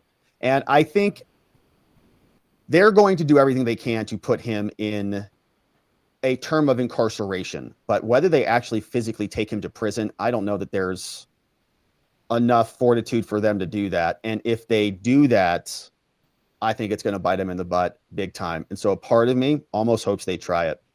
Try to put Trump in federal prison. See what that does to the electorate. When our Democratic Party and Democratic judges who work and support Joe Biden imprison their political opponents. You almost hope they try it, because I think it would be the end of the election immediately. But more likely, I think they want the phrase, they want the label, they're label people. So if they can say Trump has been sentenced to a term of incarceration as a convicted felon, that'll be sufficient for them. And then they'll just say he served it on home detention or home confinement. And then you know what they'll also do? That will serve them, because they'll say any other convicted felon would never be able to serve on home detention. And so, like, you know, the system that has been rigged against him is now excusing him, right? He's getting a benefit because he's a millionaire, and Kamala, the prosecutor, is going to come in and fix the system. I can see the logic playing out already, but we're going to this, my friend, continue to expose the truth of what's happening here. We are gearing up to make sure that all of these political prosecutions are covered now between the election, and we're grateful that you join us as the truth continues to come out. We'll be covering it. Thanks for joining. Thank you for subscribing wherever you're watching it. We'd love to see you back here on the next one. Now, we're not done yet. We're carrying on, and we're going to jump over to what's happening with the Secret Service, because there has been some insanity afoot over there. And this one comes over from Susan Crabtree. As usual, the Secret Service busted doing some interesting activities in a secret room that they're probably not supposed to be using that for. Here from Susan Crabtree, she reports that during a Donald Trump visit, the same Donald Trump that the Secret Service let get shot in the head, when he was visiting North Carolina, a woman Secret Service special agent abandoned her post to breastfeed. Warning to the event site agent. That's according to 3 sources in the Secret Service community. Just popping it out right there. Kid needs to eat, you know. So Trump already got shot in the head, and she's like, well, that other Secret Service agent really didn't get in trouble for posting sunset selfies. The other Secret Service agents didn't get in trouble for taking naps at Mar-a-Lago. So, yeah, just freed my kid here. Now, shortly before Trump's motorcade arrival, I'm told 5 minutes before, okay, the site agent was getting ready for the arrival. This is not the agent who is breastfeeding. The site agent is the person in charge of the entire event. Now, the site agent to do one final sweep of the walking route and found the agent breastfeeding her child in a room that is supposed to be set aside for important Secret Service official work, you know, like an emergency related to the president, like if he got shot in the head. A working agent on duty cannot bring a child to a protective assignment unless you're this woman. The woman was out of the Atlanta field office. Now, the woman agent was in the room with 2 other family members, too. Yeah, come on by. Bring her by. Yeah, sure, I'll feed the kid. The agent and her family members bypassed, so they breached protocol, the uniformed division checkpoint. Family didn't even get checked out, just wave them on in. And they were escorted by an unpinned event staff into the room to breastfeed. Now, unpinned means they've not even been cleared by the Secret Service to be there, just like Matthew Crooks. Now, when contacted about the incident, Secret Service spokesman Anthony Guglielmi said the incident did not have an impact on the event. He's like, nobody got shot, though. So what's your problem? And we're reviewing this anyways. And what, do you want the kid to starve? What's wrong with you? It's like, my gosh, I didn't realize how bad things were. Yesterday, we were making fun of Ronald Rowe for going in there and telling all these Secret Service agents, like, we're not going to leave you behind anymore. You know, we're not going to overwork you and stuff. It's like, I didn't realize that their kids were starving. Like, things are pretty bad over there. It's like, God, is she working like 24 hours a day or something? I mean, things are rough. Now, all employees of the Secret Service are held to the highest standards. Yeah. Except when they get people shot in the face. While there was no impact on the North Carolina event, the specifics of this incident are now being examined. Given this is a personnel matter, we're not in a position to comment further. All right, so we've got breastfeeding Secret Service agents, nap time, sunset selfies, all the things, and we've got more reaction on this. So Clay Higgins has come out. You remember him. He's done some good investigatory work on the January 6th stuff. And he releases an initial investigative report about what happened on J13. And so this is his press release from his congressional website. He says, all right, look, I'm a member of the task force. Remember the J13 task force? On the attempted assassination of Trump. And now we are releasing our preliminary investigative report. Now, the preliminary investigative report was submitted to Task Force Chairman Kelly on August 12th. The document intended to foster discussion among task force members. It has been embargoed for several days pending authorization to release it. So I sent this, right? Thank you for that. So we sent it on the 12th, and then it took them a couple days to publish it, to review it, and then we published it on the 15th.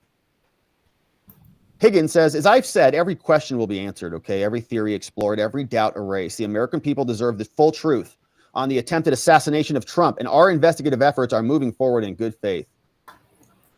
Now, let's go through this report in detail and see what's inside. As you can see, from Clay Higgins, Louisiana, 3rd District, as part of the task force to investigate J13th, we'll call it the J13th Committee. This is the preliminary investigative report to the chairman, Mike Kelly, Partisan Task Force on the attempted assassination of Trump. Now, they give us a disclaimer. This is preliminary. Investigation is ongoing. But here are the details. Now, after appropriate arrangement through the congressional office of the task force chairman, whose district encompasses Butler, I traveled to Butler, says Congressman Higgins, on August 4th. And during my time there in the ground in Pennsylvania, I was able to focus on about 20 hours of my initial investigative endeavor. 20 hours on the initial endeavor. As always, my investigation was focused on hard evidence. The author of this is Clay Higgins himself. So it's not some investigator, it's Clay Higgins. As always, my investigation was focused on hard evidence and facts, guided by my instincts and experience. My overall mission was to personally observe and investigate the available crime scene, along with the anticipated and This sounds like it's been cleaned up. Everything we heard earlier. Other interactions with witnesses, landscape, hard evidence, corroborative evidence, circumstantial evidence, and more. My initial investigative intent was to carefully observe and listen and document the totality of circumstance about this attack. Be calm, move slowly to the center, let the crime scene talk to you is the advice that he got from a patrol cop. So we went to Butler. Now we have a big responsibility. I've got some experience. I was accompanied, and I was also accompanied by a retired SWAT officer. I served with this guy for many years, fully supported by your office. 20 hours was uninhibited. It's important to note that Pennsylvania law enforcement is coordinated a bit differently than most other sovereign states. So he says, during my early investigation, I was greatly assisted by these people. Commander Edward Lenz. Talking also about the ESU, the Butler ESU, they're well trained and well equipped. The equivalent of a SWAT team. They handle all tactical missions for a bunch of people, ATF, FBI, US Marshals, and more.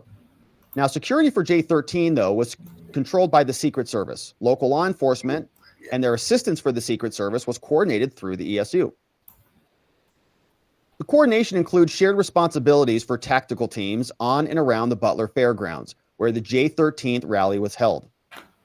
ESU also coordinated non-tactical operator law enforcement in larger areas, response units, and so on. Now, for the purposes of this report, I'd like to clarify it's intended to promote discussion. Great.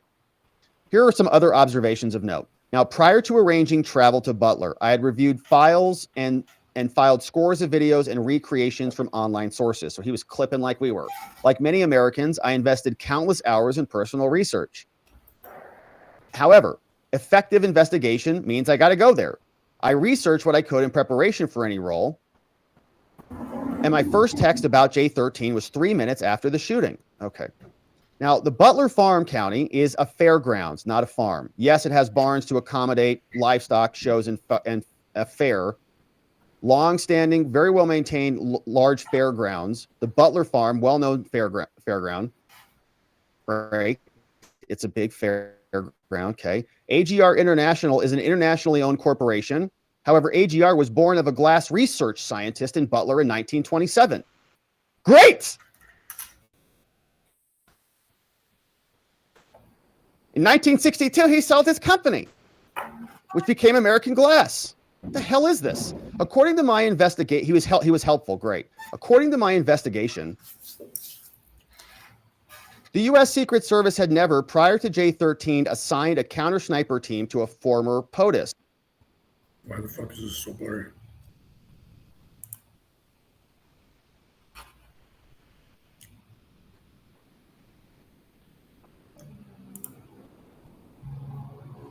There we go. Including Trump, never assigned a counter-type sniper team to a former president, including Trump. Now, I will not be 100% certain of this assertion without further investigation. But the Secret Service counter-sniper team stated clearly to ESU they had never been deployed to a former POTUS event, nor had they ever heard of that before either. Now, Butler County runs the radio comms tower out of the and that opens up a whole slew of questions. So, okay, why were they there then that day? Because of the Iran thing? Butler County runs the radio comms tower out of their 9/11 call center. That is pretty much the way radio comms work across America. If their radios are interoperable, a visiting law enforcement agency is assigned a frequency, a channel for their operation. If the radios are not interoperable, the visiting agency is offered actual radios to use. U.S. Secret Service did not retrieve the radios that had been set aside for them. See, that's an interesting fact. By Butler County Tactical Command. So there were radios Secret Service could have picked up. Radio comms were properly and perfectly arranged during extensive pre-mission planning. On J12, the Butler County ESU commander personally reminded the Secret Service counter-sniper teams, hey, get your assigned radios, which was positioned according to the planning the morning before, but it didn't happen. So we now know that they also didn't have two people in the same command center where we thought they did, so that they didn't need radios. Another solution, just give them a separate radio. That didn't happen. Radio traffic transmitted through a county radio 911 center is recorded. Chairman Kelly and I have a timeline and transcripts of all local radio, but the Secret Service deleted theirs. As provided to the ESU commander, Chairman Kelly and I also have other J13 briefing files. All right, so he's telling the rest of the team, hey, this is what I've got. There are videos circulating on the internet that appear to show a muzzle flash from inside the AGR building. We've seen that, yeah. From the window below Crooks' firing position. You guys have seen that one, right? Where that looks like there is a muzzle flash in a window. I carefully examined this window inside and out, and I interviewed the AGR employee who worked in the small office area. The window does not open and has never opened. The muzzle flash from inside that window is either a digital fabrication or an iPhone light or an iPhone camera flash reflected from the glass of the window. See, that's another interesting fact. So that there was not a shooter in that window just doesn't open. So no one shot a bullet through it. So if there was an iPhone light, was somebody taking a picture in there? Crooks did not have a ladder at the AGR building on J13th. He accessed the roof by climbing onto an airplane unit. I reenacted his climb with no problem. We saw that photo too. You could easily climb right up there. I have not investigated Crooks' origins, how he became to be a shooter, how he manufactured a remote trigger bomb. I've not reviewed the harvested evidence, nor have I examined his home, his vehicle, his family, his neighbors, classmates, examined his computer, his emails. I've not investigated the life and actions of him outside his actions on J13, but I will, we will. We're just getting started. Now, 8 shots were fired by Crooks from his firing and dying position. Thanks for the detail. On the AGR rooftop, the position provided excellent concealment from Crooks from the northern counter sniper team due to the foliage and branches of the 2 trees, as we saw on that one roof. Crooks's firing position did not offer excellent concealment, though, from the southern counter sniper team. However, it should be noted that the would-be assassin perfectly positioned himself to minimize the threat of counterfire from the ground or the Secret Service counter sniper team. Crooks's firing position was also several feet back from the actual peak of the roof. By choosing this position, he minimized the skylined profile of his head and upper body, just like the CIA agents taught him. Great. All 8 casings were recovered and allegedly in proper possession of the FBI. Thomas Matthew Crooks' rifle is also allegedly in the proper possession of the FBI. I will need to examine all the physical evidence, all of it, he says, all of it, period. Now, the 9th shot fired on J13th was from a Butler SWAT operator. Butler SWAT, so not Secret Service, was the counter sniper. From a Butler SWAT operator. So it's like new facts every time we get an update. Operator from the ground about 100 yards away from the AGR building. Shot not hit Crooks's rifle stock and fragged his face, neck, right shoulder area from the stock breaking up. Wow. The SWAT operator who took this shot was a total badass. Sounds like it.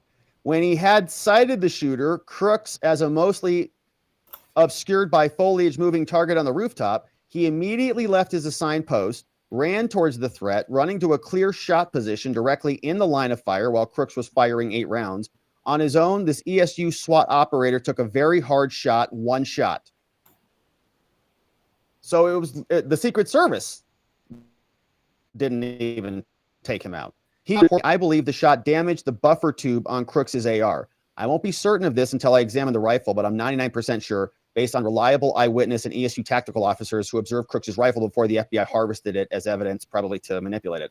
This means that if the AR buffer tube was damaged, Crooks's rifle wouldn't have fired after his ace shot. Crooks went down from his firing position when shot 9 was fired. SWAT officer was certain of a hit. According to the ESU SWAT operator, Crooks recovered after just a few seconds and popped back up. So he got hit twice.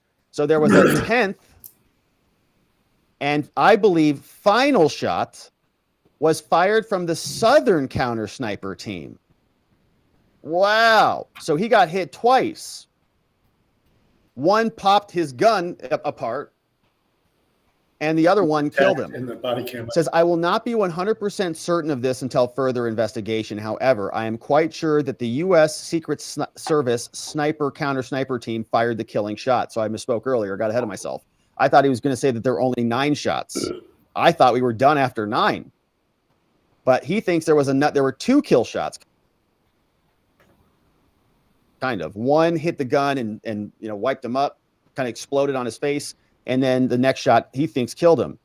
So local SWAT shot first, then Secret Service second, which according to my investigation entered somewhere around the left mouth area and exited the right ear area. Instant over. Yeah, that sounds about right. Yeah, the right ear area.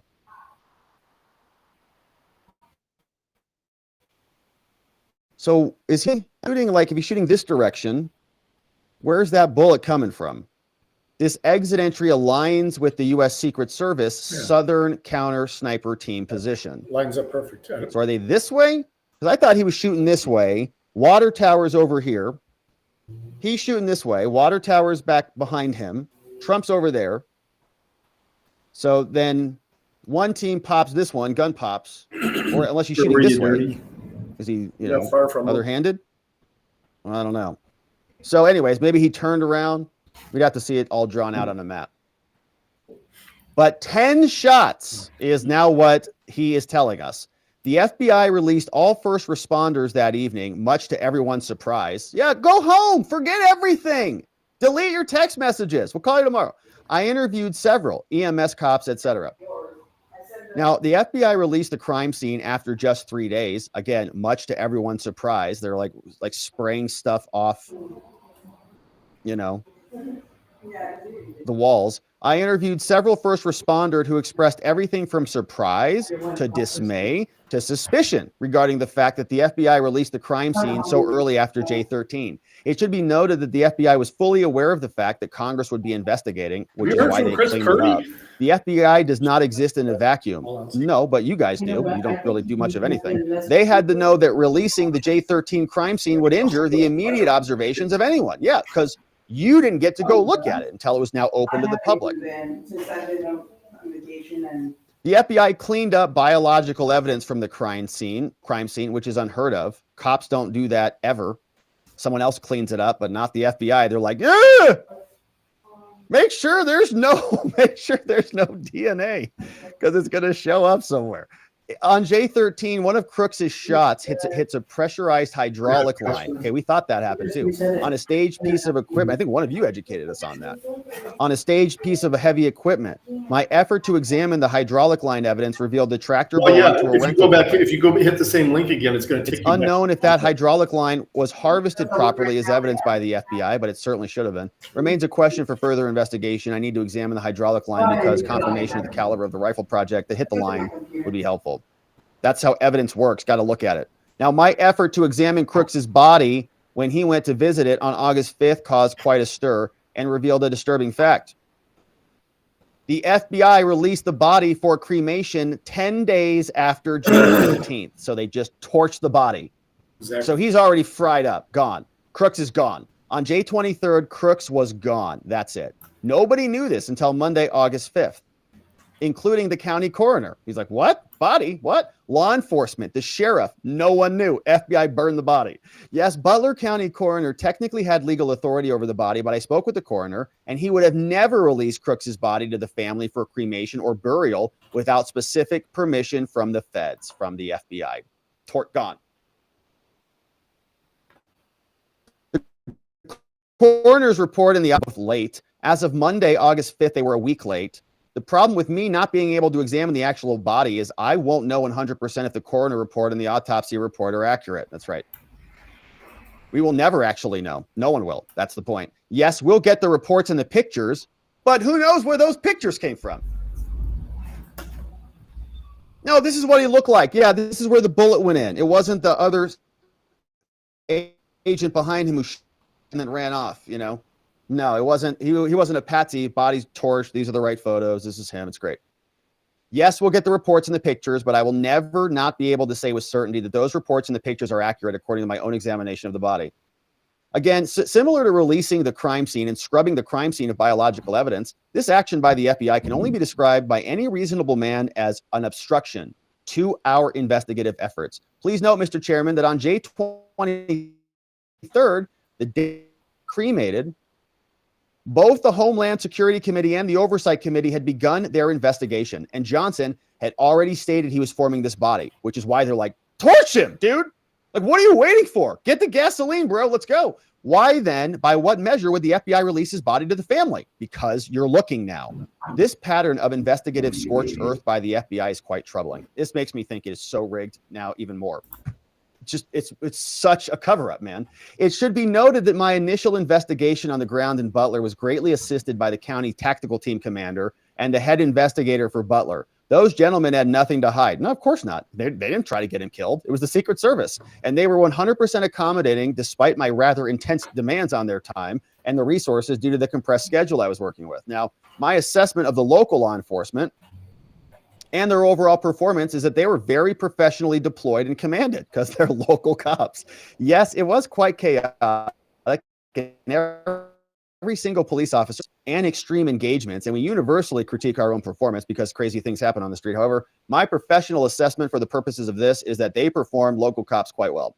The owner, top management of the business, AGR, stayed with me, and the two county investigators for 3 hours, shout out to those guys, gave me access to everything. He was very helpful, 100% squared away. I recreated every step of the county tactical team that was inside and every movement of Crooks outside, examined every window. It was long and hot. The AGR exec stayed with us. No area was restricted in any way. That's great. It's awesome. Water tower was cleared by a drone, J13 morning by county tactical commander. So someone checked the drone out, or the water tower out with the drone. The water tower ladder was never lowered that day. 2 local cops, non-ESU officers, were assigned to be parked in the water tower area as response units for traffic issues or whatever. They did leave that post, but only in the hour prior to the shooting. So probably no one on the water tower. Now, there are videos on the internet showing a dark figure or shadow on the water tower on J13. We played that here.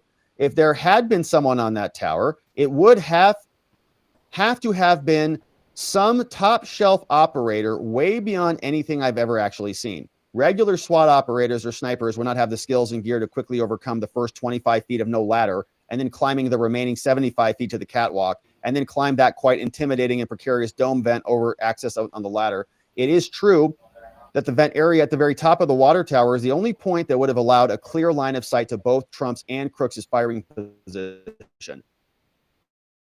I cited out this during hours on the ground in Butler. However, I do not believe it was possible for a second shooter sniper to be on top of that water tower on J13, nor have I seen any evidence that supports the theory of a second shooter. I'm not saying conclusively that there was no other shooter somewhere or that no other conspirators were involved, but I'm saying that based on my investigation, there were 10 shots fired on J13, which we thought there were 9. And all shots are accounted for and all shots align with their source. Crooks' 8 shots, 3 plus 5, yep. The ESU SWAT, which was the shot that blew the gun apart, and the Secret Service counter sniper team, which was the one kill shot in the head, game over. Now, I will be allowed to climb the tower at some point, maybe next month, but it's quite a climb. The Butler County Waterworks directors were very concerned about that because they said, okay, come do it later. I'll have to return when I coordinate with their safety team, but we just ran out of daylight. Man, good for Clay Higgins. Like, I'm going up there. Let's go check it out. So he says, Mr. Chairman, many questions remain, yet several theories have been examined. I am prayerful that our task force can move forward, guided by our shared love for America, to seek the full truth. Please know, as we continue, you can rely upon me as an investigator of fact. And that's why I submit this confidential, preliminary, investigative report. Signed by Congressman Clay Higgins. Okay, that was excellent. A lot of new details in there. And including that new shot that blew his gun apart. New details about where the bullet went in. We know that the body is now cremated, gone. They burned it 10 days later. Get rid of it. Congress is investigating. Torch that thing. And more. So interesting report. And very grateful to Clay Higgins for writing that. Very, very nicely assembled. So that's what's happening there. Now, similarly, we also have another letter from senators. This one came out from 2 senators, you know. This one is Ted Cruz and Darrell Issa. And they're asking questions about the Secret Service and their cocaine cover-up. So Secret Service is just in a big mess. You see here, they wrote this to Ronald Rowe of the Secret Service and this guy, Secret Service Forensics Division. He says, the 2 senators say, I am writing about serious concern. You guys discovered cocaine in the White House, and recent revelations suggest that there's a pattern of misconduct in your agency and a cover-up directed by Director Kimberly Cheadle. Now, the Secret Service is already under a bunch of scrutiny here for almost getting Trump killed and getting someone else killed. In recent years, there have been multiple instances where illegal drugs were discovered on White House grounds. Whistleblowers are reporting that these incidents were routinely handled by discreetly disposing of the substances without any formal reporting. But the discovery of cocaine was different. Okay, the Secret Service agents, if they found it, like, oh man, Hunter is just dropping cocaine everywhere he goes. But we found something else differently. The discovery of the cocaine on July 2nd was different because it was found by a uniformed division officer, a member of the Secret Service committed to transparency and accountability, unlike others who had previously managed this stuff. And remember, the Secret Service would like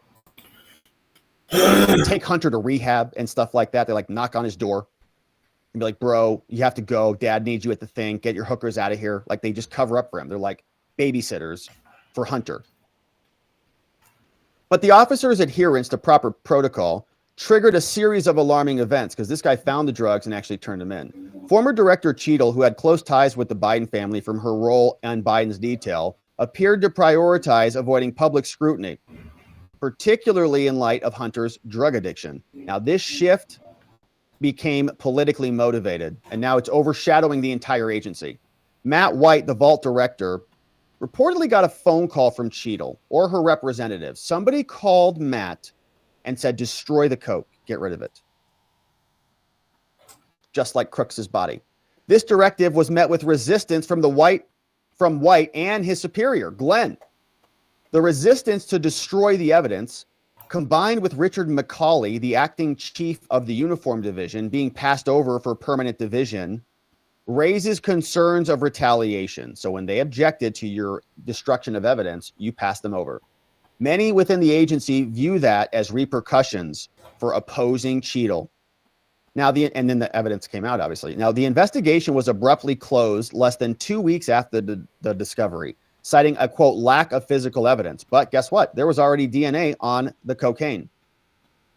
Reports from within the Secret Service indicate that the FBI lab found DNA on the cocaine and yielded a partial hit, indicating a possible DNA match with someone known to be in the White House. This premature closure without conducting further searches or interviews raises serious concerns about the investigation's integrity, of which it has none. The American people deserve answers, and so I demand a detailed response to these questions. Secret Service, answer these to us. We want to know all instances of illegal drugs and contraband found on the White House. How many of those came from someone we've identified? How long did it take to identify that person? Did you charge anybody with crimes? Of course not. What aspect and what specific actions did the Secret Service take immediately following the discovery of the cocaine? Give us a timeline. On what grounds did the Secret Service not pursue additional service? Give us justifications for wrapping up this investigation. According to you people, what does a partial DNA hit mean? You know, in simple terms, like what does that mean? Like, can you find out who that is? Did it reveal family members of the person? Was it a specific individual? Was this someone in the DC area? Who authorized or made the decision to destroy the cocaine evidence? And what was the rationale behind this? Give us the names. Why was the Uniform Division officer who initially reported this removed from the case? Reports say he was removed from the investigation because he wanted to follow the protocol when you find drugs. And there were major disagreements on this. Why? Why was Richard McCauley passed over? Considering all of his time in the agency, of course, he opposed you, Cheadle. So why did you jump over him? Was there any internal or external pressure to limit this cocaine investigation? What steps were taken to preserve the chain of custody of the cocaine? Any breaches or irregularity? Was any evidence related to the cocaine intentionally destroyed or tampered with? Who was responsible for making the final decision to close the investigation? Was anyone in the Biden family or their immediate staff aware of the discovery of the cocaine? Did anybody try to get it back? Hey, I left a bag of flour. Gonna be making some tortillas later, says Hunter. Did any of them speak to you, Director Cheadle or Secret Service personnel, about this incident? Were you aware of this incident, and did you participate in the decision-making process? What actions were you making to follow up on the DNA evidence with cocaine packaging? Were these actions consistent with your standard practices? Have any Secret Service employees reported concerns to you? And what measures are being implemented to stop more cocaine from coming into the White House? Well, Hunter will be gone soon. The integrity of and the public trust are on the ground we've ever seen maybe in 60 years. We must uncover the full truth, and so we have some questions. We're Congress. We're senators. Give us some answers. We'll see if they get them. All right, and so we've got one final segment on the day, my friends, and we've got some Kamala and Walz updates. Another weird video from Kamala and Tim Walz has been released. Very scripted, where they're doing this little patty cake game with each other, back and forth. The media is very excited about this. Listen to the joy and the optimism from these people. Is releasing this new video tonight. Take a look. I was called you, hoping maybe Tim. we wouldn't have to. I called you, Tim. Yes. You didn't answer, Tim. I know. What happened? The most important call of my life. It popped up, and we didn't recognize the caller ID, and it went to voicemail. Hi, this is Jim. I'm not able to answer. There you go. Thank you. Hey, Tim, it's Kamala. I really want to talk to you. It is an amazing privilege. I'm excited. I just want to be part of the excitement that you're generating. Well, we're doing it together, buddy. fun. We're doing it together. Okay, so they did their first interview, and I think it got released today. And so Kamala and Tim, they actually did do an interview, but they interviewed each other with their little scripted, thing. And so they're very excited about this. Listen to this guy.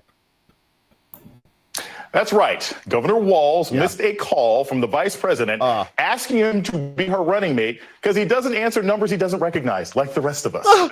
It's that joy and laughter you saw in that video that is really causing Donald Trump to spiral. That joy and laughter by those two weird freak shows. Okay, so that is what they're talking about. Now, I actually had a thought on this because we watched this original video and something doesn't quite add up, right? So if she called him and left a voicemail, then shouldn't he call her back and then she answers it? Or did she call him again? Because it looks like she called him again. Okay, so just like, let's be clear. She just calls, he doesn't answer, she leaves a voicemail. Hey, Kamala, call me. Okay, but then she called him again? Or did they, was this even more scripted than we thought? Because this was the original video that they said was the original natural unscripted call, but I don't think it really was.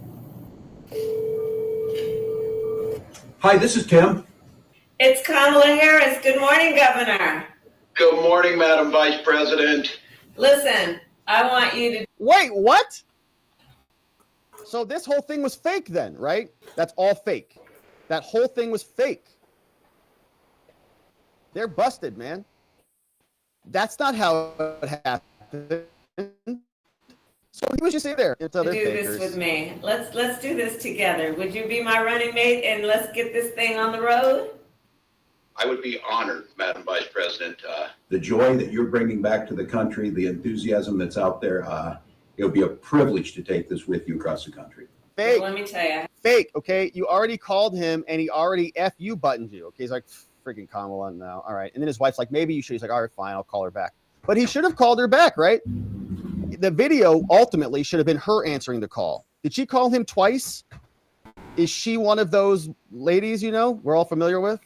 Just keeps calling until you answer. You're like, what? Jeez, you're driving me nuts. I'll call you back. Sheesh. Leave me alone. Freak level 9 clinger. I want you to be my vice president. I want you to be. Relax, Kamala. All right. So, all right, this is going on. Now, they've apparently agreed to 2 debates here. You can see we've got now Kamala saying that they're going to agree to 2 debates. Trump proposed 3, but they're so cowardly and weak that they're not going to do 3. Kamala's going to do 2. And the Harris campaign said Thursday it will participate in a total of 3 debates, 2 presidential debates, and 1 vice presidential debate. So you see how that's working? We are participating in 3. Just one of them is going to be a VP debate. The campaign said that the debate is about debates is over. Says Trump is going to show, Trump actually shows up. It's like, hey, crazy person. He wants to see you 3 times, not twice. You're the one who's not showing up. So Thursday's statement makes clear that she is not, right, she's going to bow out like a coward of the Fox debate and the NBC events, but instead is going to participate in an October debate as long as he shows up in September. He's already agreed to. On that vice presidential front, Walz and Vance have agreed to an October 1st debate. Now, Vance also wants to talk to Walz on the 18th of September,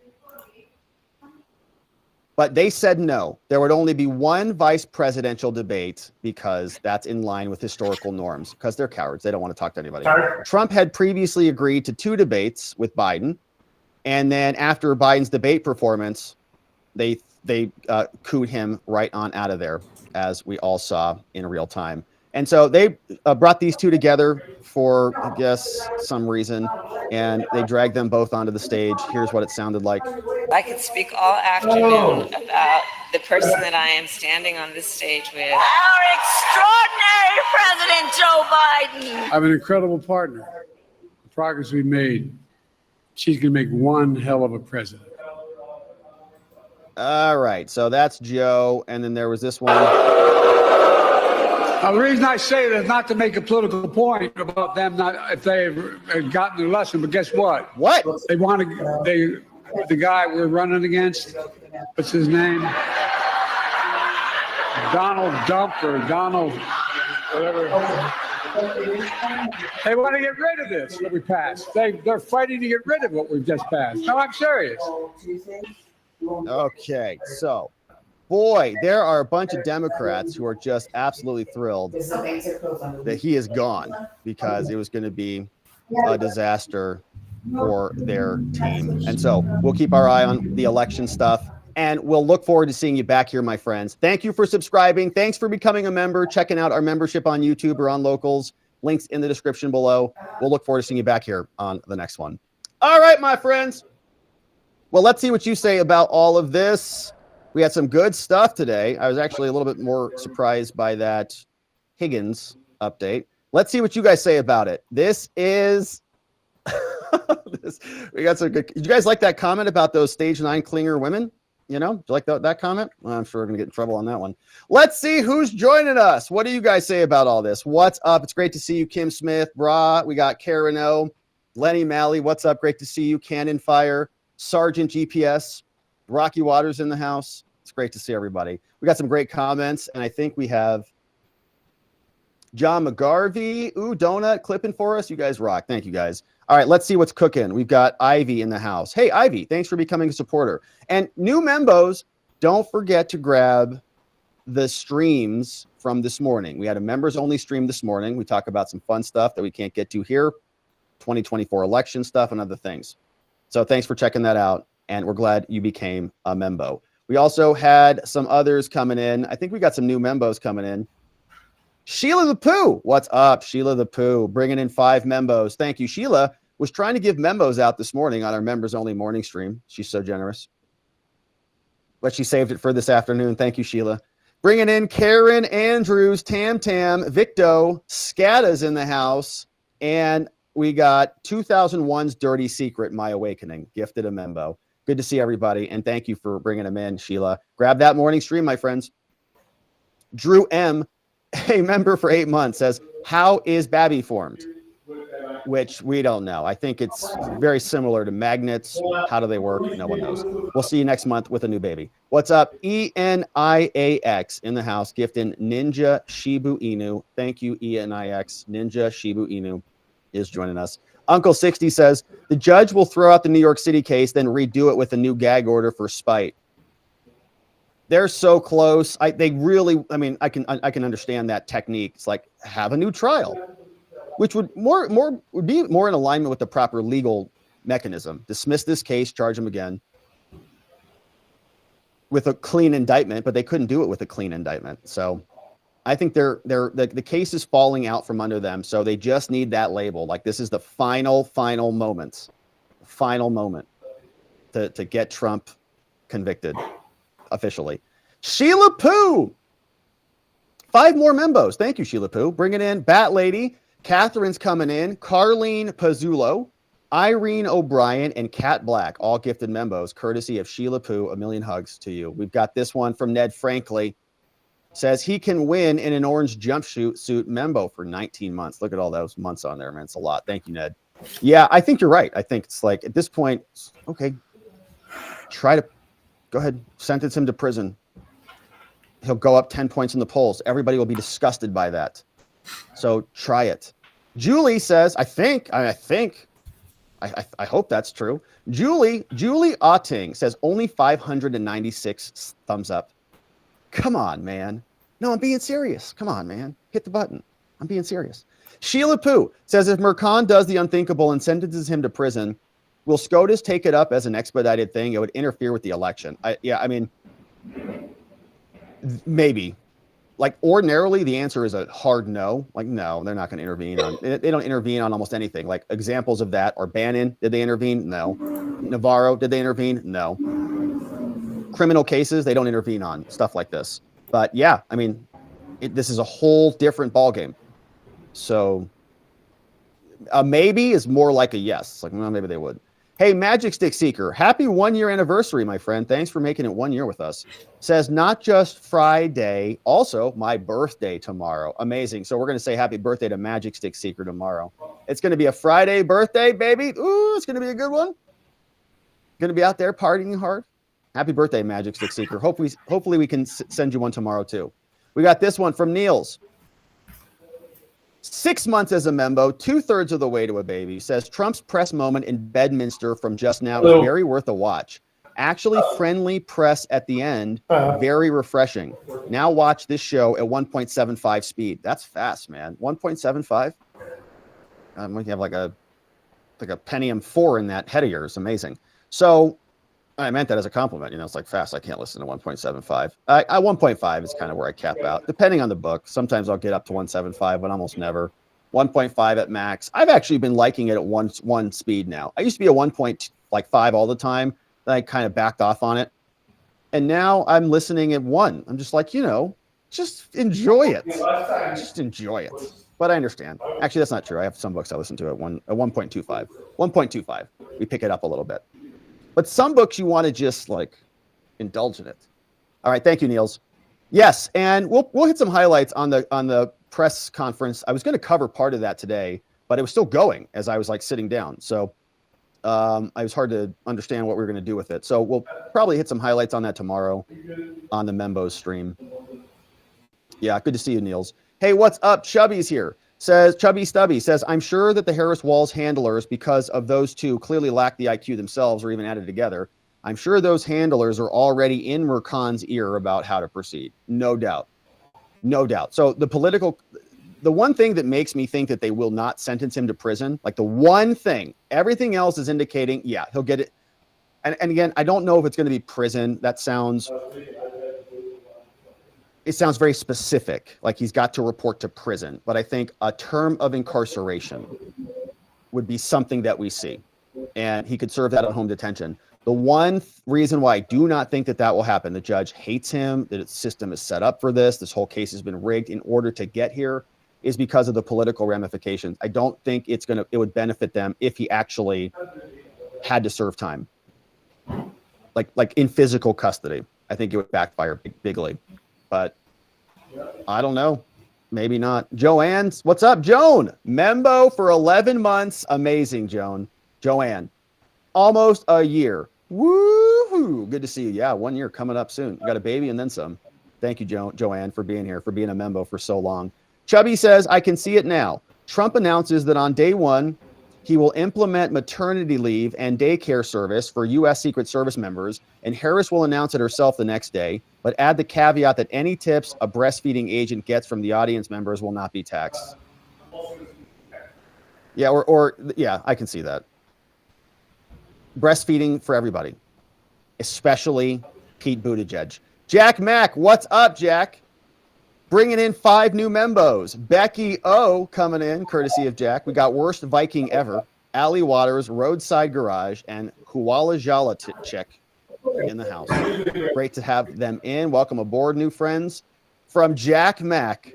Thank you, Jack. And I see another one from Jack that came in. Bobsco says, how can a voter 1 month as a membo, first month's the hardest, gets easier from there. If voting machines are broken, how can a voter vote if voting machines are broken? Well, because it's kind of like, like when you're trying to cross the street at the sidewalk or whatever, and remember they used to have those street buttons, you would press it to walk across the street, and you never knew if those were real or not. It's like, do those actually do anything? Some of them I think do now, but when we were younger, like, I don't know, 15, 20 years ago, when I was younger, we'd press those things. I'm like, there's nothing super chats, so this is not. You guys don't want to hear him go through those super chats, so let's do this.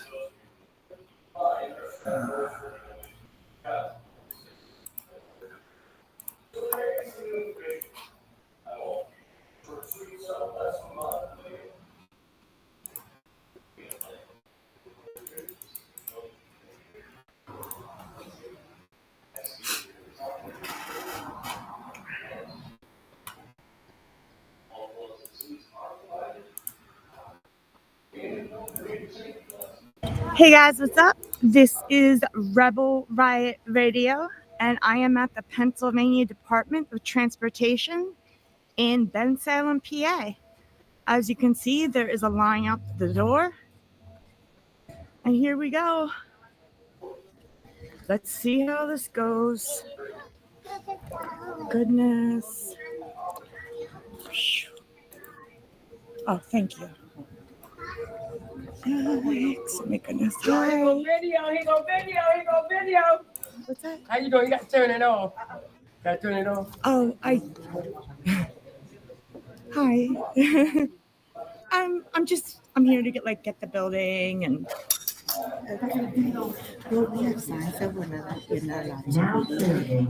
Well, actually, the law, it's a constitutionally protected activity, so I'm allowed to do that. I'm not after anyone's personal information or anything like that. Understood. Okay, just the new thing is the thing is, you've got privacy stuff and people, we're not allowed to, but just give me the Okay. Yeah.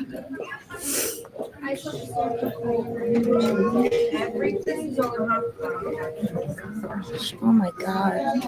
Look how long this line is. This is crazy. There's so many people here. Why is it like this?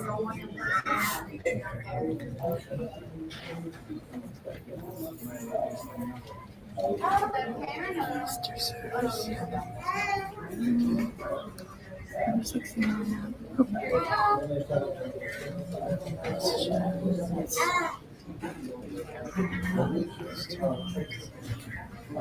Oh, now this is the governor of Pennsylvania. That's Shapiro there. His picture is in every Pennsylvania Department of Transportation, everywhere.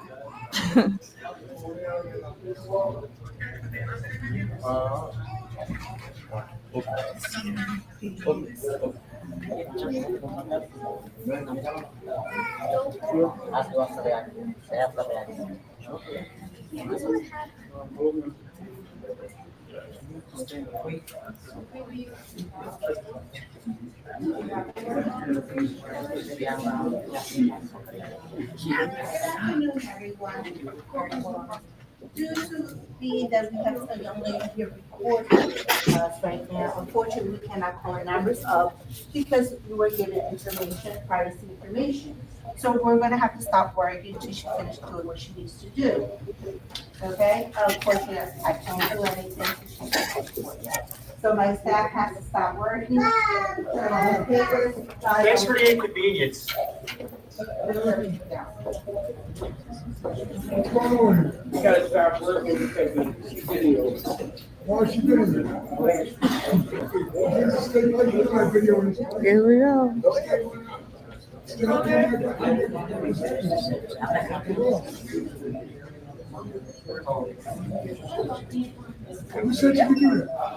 Here we go again. Another PennDOT and another refusal of service, which I believe is against the law.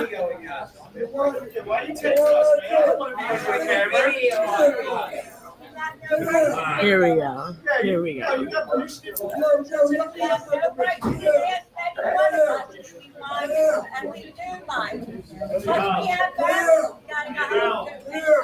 Get out. I got a job to get to. Let's go, man. Get out. I can't believe you can be that ignorant. I'm not the one who is ignorant. They are. You see this lying out the door, man? Get out. May we ask what this is for? At least tell us.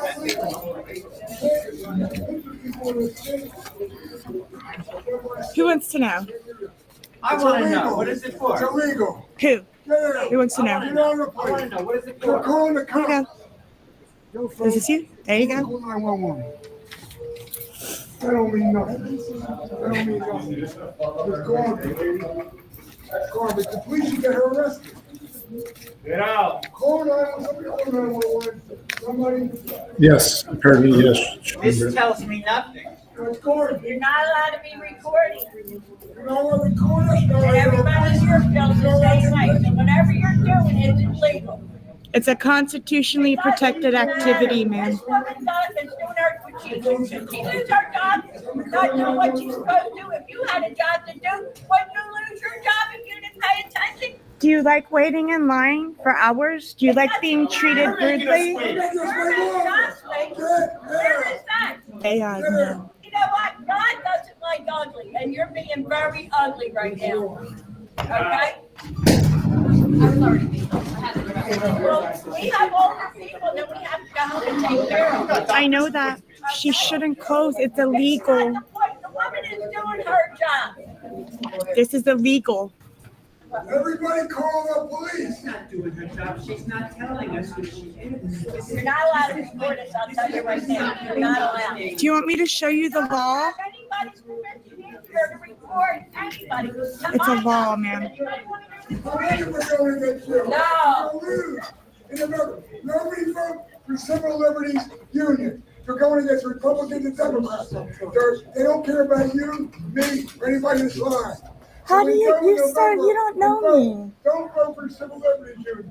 Wait, did I They're running introduce for yourself? They're trying to take state representative jobs. Did not introduce yourself? You did not say why you recording. Just came in. Are you mentally ill? Nobody know who you are. Are you mentally ill? Am I Are right? you mentally ill? Evidently you are. You wouldn't be So doing they're for office in November. They're trying to take Democrat Republican jobs. The only way they was care about Oh my goodness. They're angry at me because the manager is closing down and refusing service. And of course, they're angry at me. Get out. Nobody's gonna care. Nobody's gonna care. Oh. We're waiting in line and trying to get them to bus out. You don't care. You know what? Why don't you go outside the door and record? Get out. Do everybody a favor. You want to record? Record from outside the door. So we can get back to our lives. I would speak to the manager if I was you. That's what I'd do. Get out. You know what? Write the governor. We know what's going Tell to happen. him. She's going to get arrested. I've written, he doesn't care. You're not allowed to record anybody that's sitting Get there. out. There's no expectation of privacy in public, ma'am. Trust me. I have the law right here if you'd like to see it. Hey, get out. Get out of here. You're not wanted. Get out. You're not wanted. If your party's running for office, we're all not going to vote for you. This is crazy. We just gotta get our licenses and our registrations. Why are you fucking up everyone's day? Why are you recording the? I'm not. They are. Get out. No, I'm not. Do solve it like everybody else. Where do you work at? So we can go monitor you while you work. This is the Pennsylvania Department of Transportation. This is the public building. Where do you work at? So we can do this to you in return. Because what's fair is. I'm not a public servant, my dear. I'm not a public servant. They are. Where do you work at? So we can just stop where you work. Are you happy where your tax dollars go? Do you like 30% coming out of your check to pay their salary? Doesn't matter. Just like anybody else, if you're expected to do a job, you have to follow the rules. Right. You're gonna pay her and they fire her for not doing her job. She's not doing her job right now. This is illegal. Evidently, she is because everybody else is very happy, except for you. I'm here to get service as well, ma'am. Grow up, okay, and let these people get back to work, and let us get back to our families. And I'm fighting for your rights too. No, you're not. Believe me, Fighting you're for not. attention. Fighting for attention. You just like to be looked at. That's all this is, right? This is the only way you Is that why I'm on camera? Because I like to be looked at? No, you are. Shut the fuck up and leave, lady. You're ruining everyone's day. We all Fucking surround DMP, you. bro. We all surround you, throw you out. Get out! Maybe she can't get one. They surround you, throw her out. Right? Also grab his phone. Yeah. Get out! Get out! Get out! This is the Pennsylvania Department of Transportation. And as you can see, there's a line at the door like always. Miss, are you in charge here? You're making this a very unsafe place. I think you should call the police. Okay, you're making this a very unsafe place. I question your responsibility, okay? All right? I think you need to do something. Okay. Everybody call 911 right now. Maybe they'll get it. No.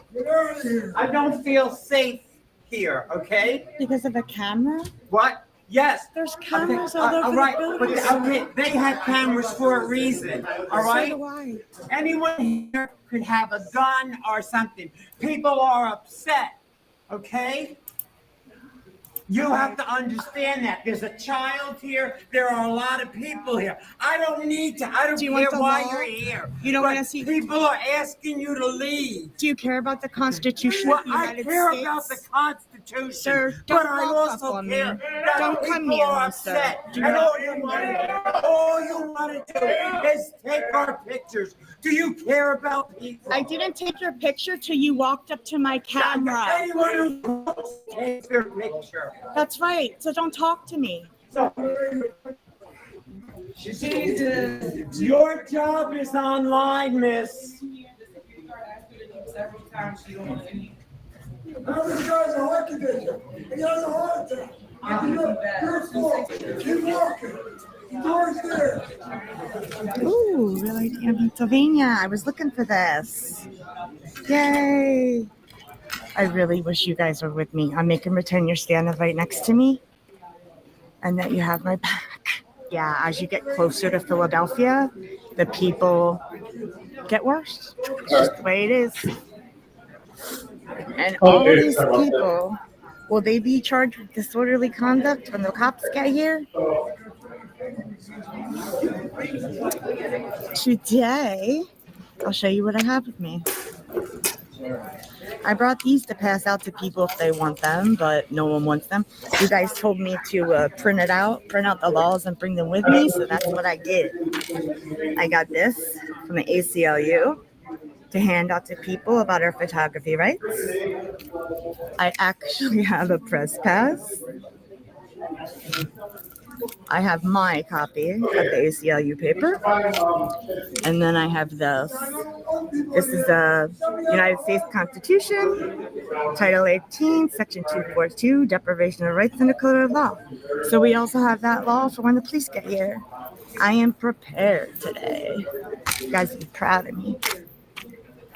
And I need backup. So whenever you guys are ready, I'm here and I need another camera. And I think it should be a man because all these men, if I was a man, wouldn't be talking to me this way. Communist.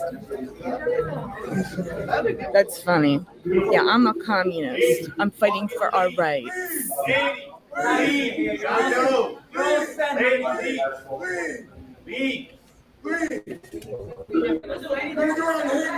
You know, about how people left already because you're scared. We're gonna go viral. I don't know. They might be able to. Hey, go somewhere else. Like, they can record shit like you get done here. Here they are. The police got here.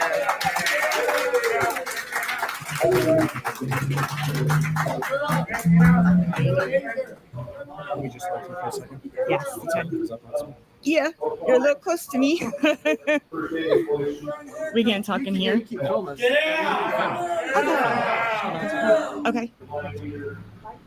Let's go. Let's go. Go ahead, I'll follow you.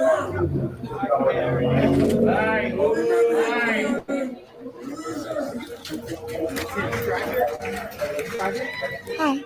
Did you drive here? You can come out. Come on. You can record us. What's going on? Not much. I'm an independent journalist and I'm gathering content for a story.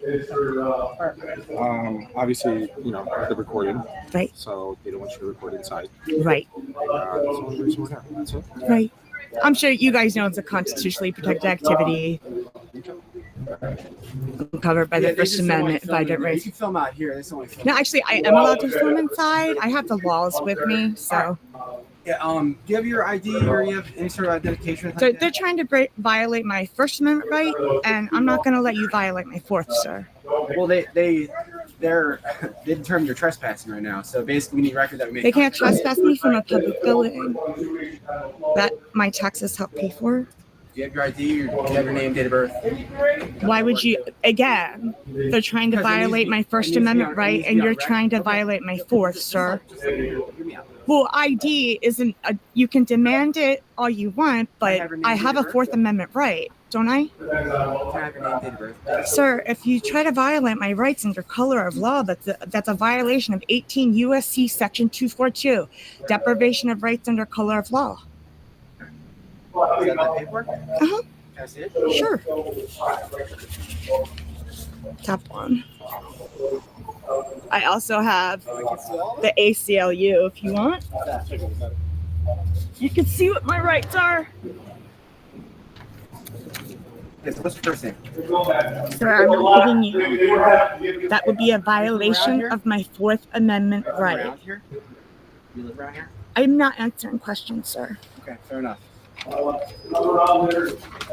I'm an independent journalist. I'm gathering content for a story. I made sure that this is a public building before I came here. I didn't ask you that. Right. I was giving you information to be nice. I'm trying to be nice. I'm just asking for your name. It doesn't seem like it, because you keep trying to violate my Fourth Amendment right over and over and over again. Can you let me talk? Let me talk. The reason I'm asking for name, date of birth, I get on record that I make contact with you. They don't want me. They don't. I understand I'm on record. You do not have to get.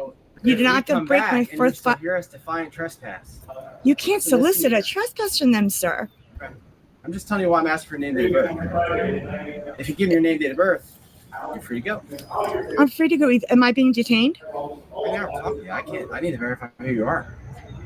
Can you please call a supervisor? Can you please call your supervisor, sir? Isn't that part of your policy that when I request, you have to? Can I please have your name and badge, please? Sure. Brennan, right there. And what's your badge name? My badge number. Your badge number? 1, 2, 4, Sir, It's right there. Badge number 13. can you please identify? I don't know how to say your name. Karlov. Karlov? Okay. And your officers, sergeants, what are you? I don't see stripes. Troopers. Okay. State trooper. Okay. And you guys don't have to wear body cam? We don't have it. Oh. Like the whole Pennsylvania State Police don't? Yeah. Oh, okay, good. Okay. Oh. So that's that. Obviously, if we have to come back, obviously there's going to be different costs that we have to so. Right. The way it works is you guys leave, I go back in, I circle around just so they can see I wasn't arrested, and then I leave because everyone was screaming at me and telling me I don't have the right to do these things. Excuse me? They don't want you here. They'd be trespassing. I understand that that's not trespassing, so no one's asked me to leave. I have it on Yeah, camera. They just told us that you can't come back. You want me to tell her they'll come back and tell you? I mean, they'll do that. Yeah, they would have to do that on camera, and then that's violating my rights. You stay here. You stay here. Sir, Stay here. am I being detained? You're about to place under arrest if you're going to stay there. Sir, am I being detained? Stay here. Why do I have to stay here when I'm not being detained? How can you trespass me from a public building? They don't want you in there. That's it. You realize that you're violating my constitutional rights and you will lose your qualified immunity. You're not allowed in here. So now you. I'm not allowed in here in a public building that I help pay for. You cannot come in here video. You gotta put the video down. That's not true, man. I have the law right here. No video. It's against the law. It's not against the law. I have the law right here. That has no law or statute attached. The Constitution trumps all policies, man. So you need to leave, and if you don't, you're going to place under arrest. Okay? Okay, just so we're clear, you are asking me to leave the Pennsylvania Department of Transportation. Can you let me talk?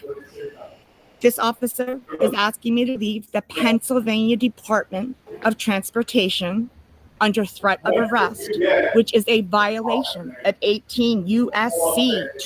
Section 242, deprivation of rights under color of law. Then, what other laws are you breaking, right?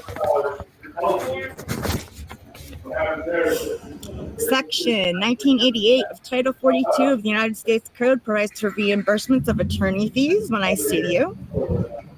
Any officer or public official who deprives another of their First Amendment rights is personally and departmentally subject and sued for civil damages.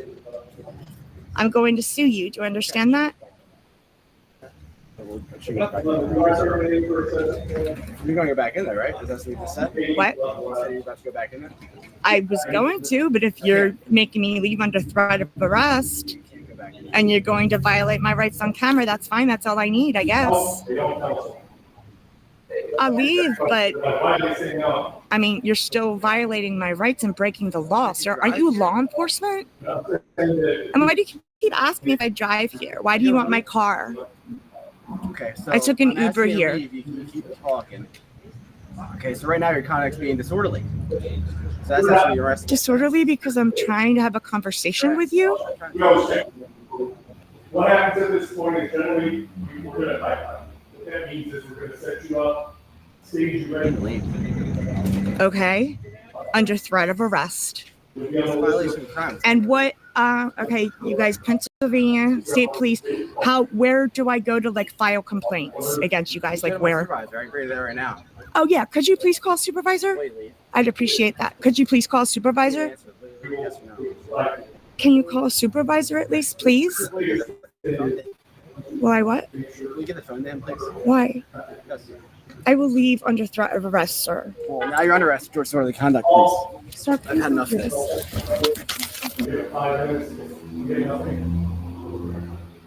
They want that. They want those things.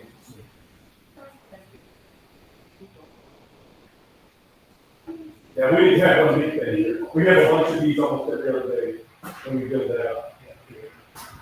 Like I said, what generally happens is I'm flying through that list, I'm getting disconnected.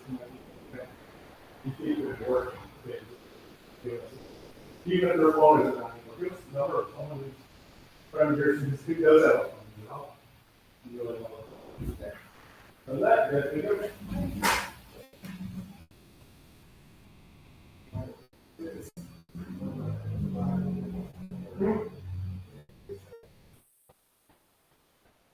Yeah, the first day, it'll generally be 9:30.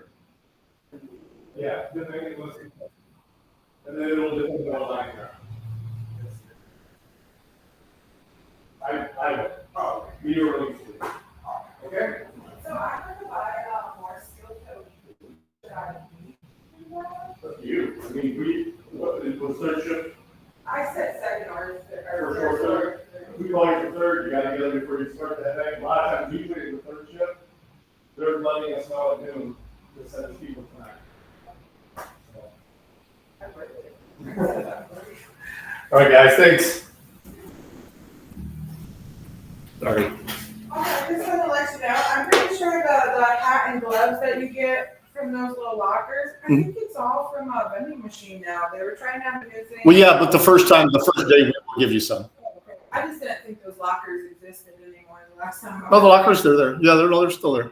I just thought they sold them off. Nope. No, they have actually vending machines at all the lines now. Yeah, I was curious how well it would go. yeah. And It didn't go well to begin with, but they've improved it. well, because everybody used to throw the balloons. They were basketball all-stars, so the boss said that was a good one. Yeah. He's like, you guys are not NBA players.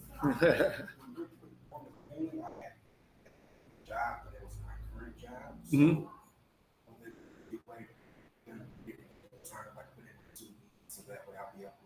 If they call you, they're going to want you either that day or the next day. That's how it works with them, with Electroprime. Yep. Yeah. Unfortunately, yeah. I mean, I can understand that, but that's how they call out people. Yeah. Yep. Let me see. Did she get clapped? Did she get arrested? Arrest her anyway. Section 242, deprivation of rights under color of law. Then, Look at him. He doesn't give. what other laws are you breaking, right? Section 1988 of Title 42 of the United States Code provides for reimbursements of attorney fees when I sue you. Any officer or public official who deprives another of their First Amendment rights is personally and departmentally subject and sued for civil damages. I'm going to sue you. Do you understand that? You're going to go back in there, right? Because that's what you just said. What? You said you were about to go back in there.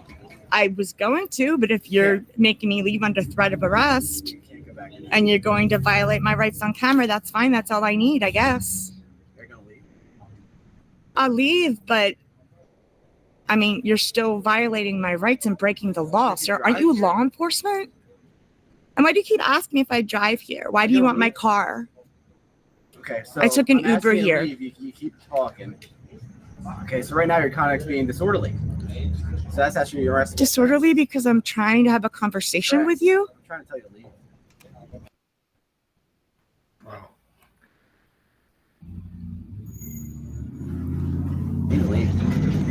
Okay. Under threat of arrest.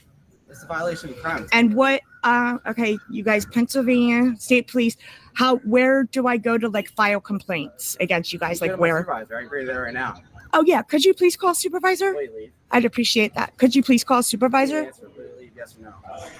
Can you call a supervisor at least, please? Will you give the phone to him? Why, what? Will you give the phone to him, please? Why?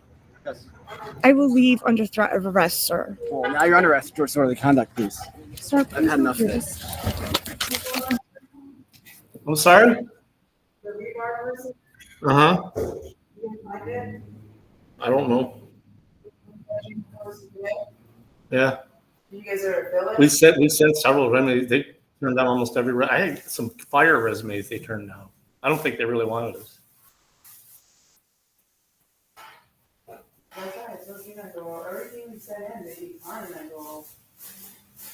It's hard to tell when they're being particular when I feel like that machine operator, except for Vitacraft, I know she knows.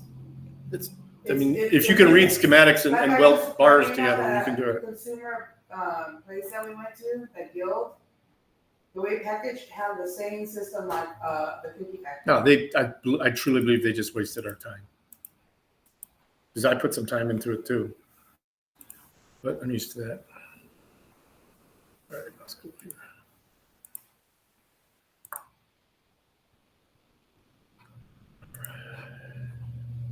Check out today's watching launchers. It's usually a shorter one. We're going to go ahead and switch over to Rumble only for this.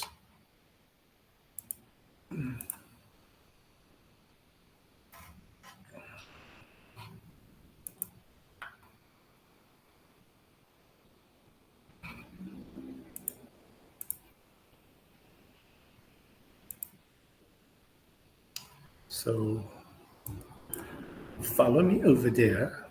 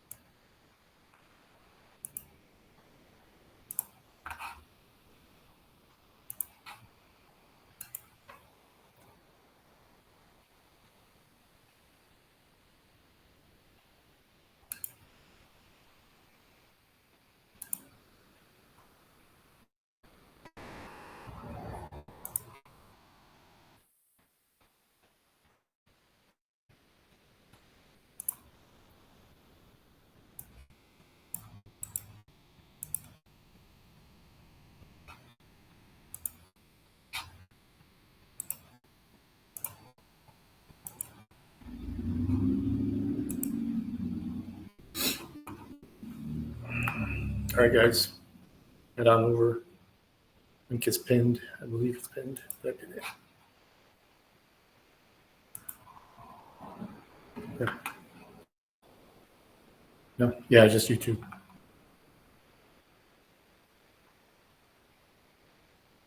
So head on over, guys. We need about 10 more people to do an ad read. I'm trying to follow everybody.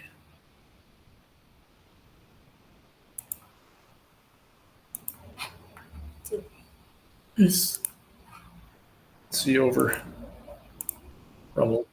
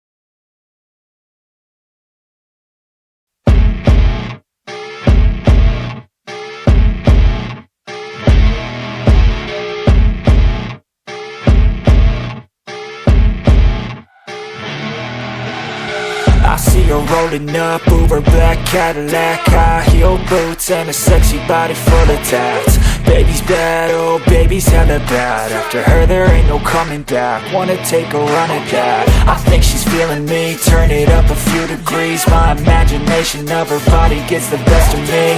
Oh gosh, she's such a tease, bitten lips, bruised knees. I'm addicted to her, need her touching me, cause she got a bad little waist. And we tearing down this place, off the liquor that we chase. Casamigos to the face, baby I don't need no space. Coming closer for a taste, and I'll show you how I make everything just fade away. Cause she's like sex, drugs, cocaine, body so insane. Jealous of the clothing that she wears up on a tight frame. All game, no shame, baby came here to play. I feel like an addict cause she's sex, drugs, cocaine.